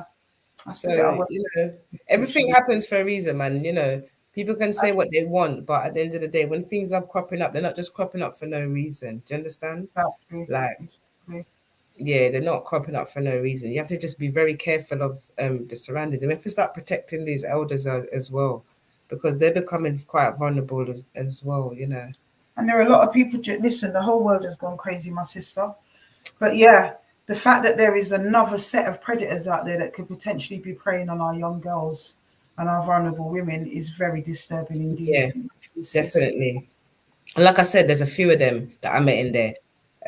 It wasn't just TJ. Like I said, there was Gemma Yeah. Watts, there was Corinne, there was a few, and yeah, it was just weird. And then what was hard is that you did have girls that were lesbian girls, there were butch girls that were in there for their little drug charges and their little, you understand, their little things, and it just confused that whole community as well, because it's like, And they prey on the who young do you girls. trust and what do you believe? And then everyone's just violent. They're all quite violent.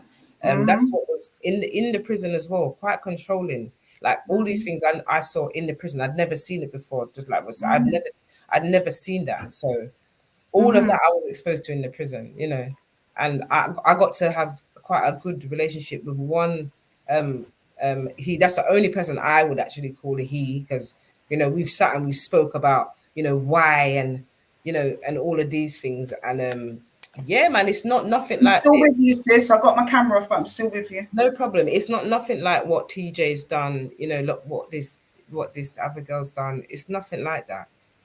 You know, it's still quite disturbing, to be fair. It's quite disturbing to have been in a space with people like that and you don't even know. Do you understand? I just feel sorry for people that are vulnerable, you know, and there's a lot of women out here that are vulnerable, young girls, like you said, that are vulnerable, you know. So we have to start looking at our homes. Like, honestly, my advice is very different. It's like, we need to start visiting people's homes and start to really see how people are, like who's visiting them, who's spending time with them, like what's really going on, because all these things are part of the manipulation of the mind, all of it. And once it's just happening, like look at that situation. But me, I'm just gonna say it as I saw it in it. Like that person, that woman don't get no visitors. You just there. I just you understand? Just feeding her with whatever, because she ain't got nothing better doing. You understand? You see, I listen. I've grown around grannies. I know that anger when I hear it. That's because you've been fed. You've been fed, so now you're defending, innit? You're Yeah, of course. You understand? Because of what you heard, because no one weren't talking. So why is that happening? No one weren't talking. Yeah, You should be exactly. talking like that, because Exactly. you've already been prodded with things. You understand? Blessed love, heaven's world. Blessed love. Oh, I'm going to put the link out for anybody that wants to jump on and get into the discussion. Let's see what happens. yeah, that would be really good. Good for some people to jump on and see what you think. But boy, I've just seen somebody put in the chat that Hannah and Styler are connected through a sound called Control Tower, which is a West London sound. And I know that I've heard that before from the people that have told me there's a connection. So that's interesting. That's interesting. That's very interesting. We need to establish a connection. If there is a connection, I want to know about it. I want to be able to prove the connection. And I just think it's going to be very interesting. Is there a whole network of people out there, perhaps? Do you know what I mean? Is there more than two of them? Are they connected? Is it like a paedophile ring I type believe thing? there's a community. I believe You there's see what I'm definitely saying? a There's a community. community. That's the point. Yeah, that's the word I was Because for looking for. you have to have something to motivate you to do something like this consistently. So for me, like in whatever you do in life, there's always like a following. Do you understand? Right, There's people, man. There's a community, whether it be two right. people, three people, four, and you find recruits. It's a system. It's just like it runs just like our cult runs, as far as I'm concerned. It's Because the even same, like in a the paedophile system, ring or whatever. They get together, of course. yeah, Like, and you're trying to befriend people that like either look like you or, you know, or yeah, don't do that, don't do that, don't do that, don't do that. Yeah, Because madness. TJ never fit into any crowd. Like I was in a crowd of like, I'd say like 7, 8 people. We was together every day, every lunchtime, every evening, association. It was us. You understand? Mm-hmm. And that's Mm-hmm. because we were very like-minded. Like we used to talk about a lot of positive things that were good, like about the outside, and all sorts of stuff, play music, all of that. TJ was never a part of that within any community. She never had that. It was always Right, bit of a someone, loner. someone new that you've just come in, that you've prayed on, that you're getting trying to Okay. give weed to, trying to offer phone calls like Fran. Like that was her way in to fit into the jail. Do you get what I'm saying? Like, And tell us more about the dad and these clothes, because that just sounds strange as yeah, well. that, trust me, it is mad. So because we have to remember you're in jail, so you've got the prison issue, yeah, which is literally just a tracksuit, grey Yeah, tracksuit, bottoms and the top, as you know, yeah. But you you can got also the put it work, on. the little green combats that you wear to work, that kind of thing. No, no, just a tracksuit, just a normal, just a grey dead We tracksuit. used to have the grey tracksuits that was normal everyday wear, and Yeah, then you had like yeah the work clothes, which was the DM boots yeah, the and the garden clothes. yeah that I type of think that thing. was it. They only Yeah. give it to you. They're broken it. They don't give you nothing again. Yeah. So you only get the them greens. I know you talk about the greens. You Yeah, only the get them for greens. Yeah, gardening. Yeah, you only yeah. get them for gardening now. Oh, really? Oh my god. Yeah. So you get to have 15 tops and 10 bottoms, I believe. Of your Two own, pairs yeah. of trainers or shoes or footwear, whatever, and whatever else, and your little and what untold underwear and stuff. Yeah, cool. So you're in jail. Yeah. You're doing a sentence. But your attire, you're coming like one of them old school 90s, you know, like Ninja Man. The way he used to dress was like how Ninja Man dresses. That's what Like flower Gundam time and all of that like madness. some, like the Oh shirt, my the big shirt. Like, all right, god. I'll give you an example. We had Oh a god. talent show in Downview, right? Christmas 2019, I believe. No, 2018, yeah. We had a talent show, right? And TJ came in a linen suit. It was like like that dark green, like that's sewer green. Are you with me? Hello. Yes, sis, sorry. Oh, sorry. Like the sewer green. So it was like a sewer green linen suit with crocodile shoes. Oh my god. Like when TJ used to go on visits, TJ's like got some like I don't know. I swear them clothes come from Roman Road. I swear. Like From some them retro old, shop. the old school Moschino, no, the Versace shirt. You know that old school Versace shirt with the yellow Yeah. suit. Oh my Yeah, god. that's what I'm saying. This is how TJ used to dress in jail. So she dressed like an old school yard man. Yes. That's so weird. Oh my god. Yes. There was no, yeah, I don't know, man. I don't know. I think it's quite sick, yeah, to know that you've done that, what you did to Roxy, and you've done it to other victims. Because remember, she said she found things from other victims as Yeah, well. yeah. Yeah, that's mad.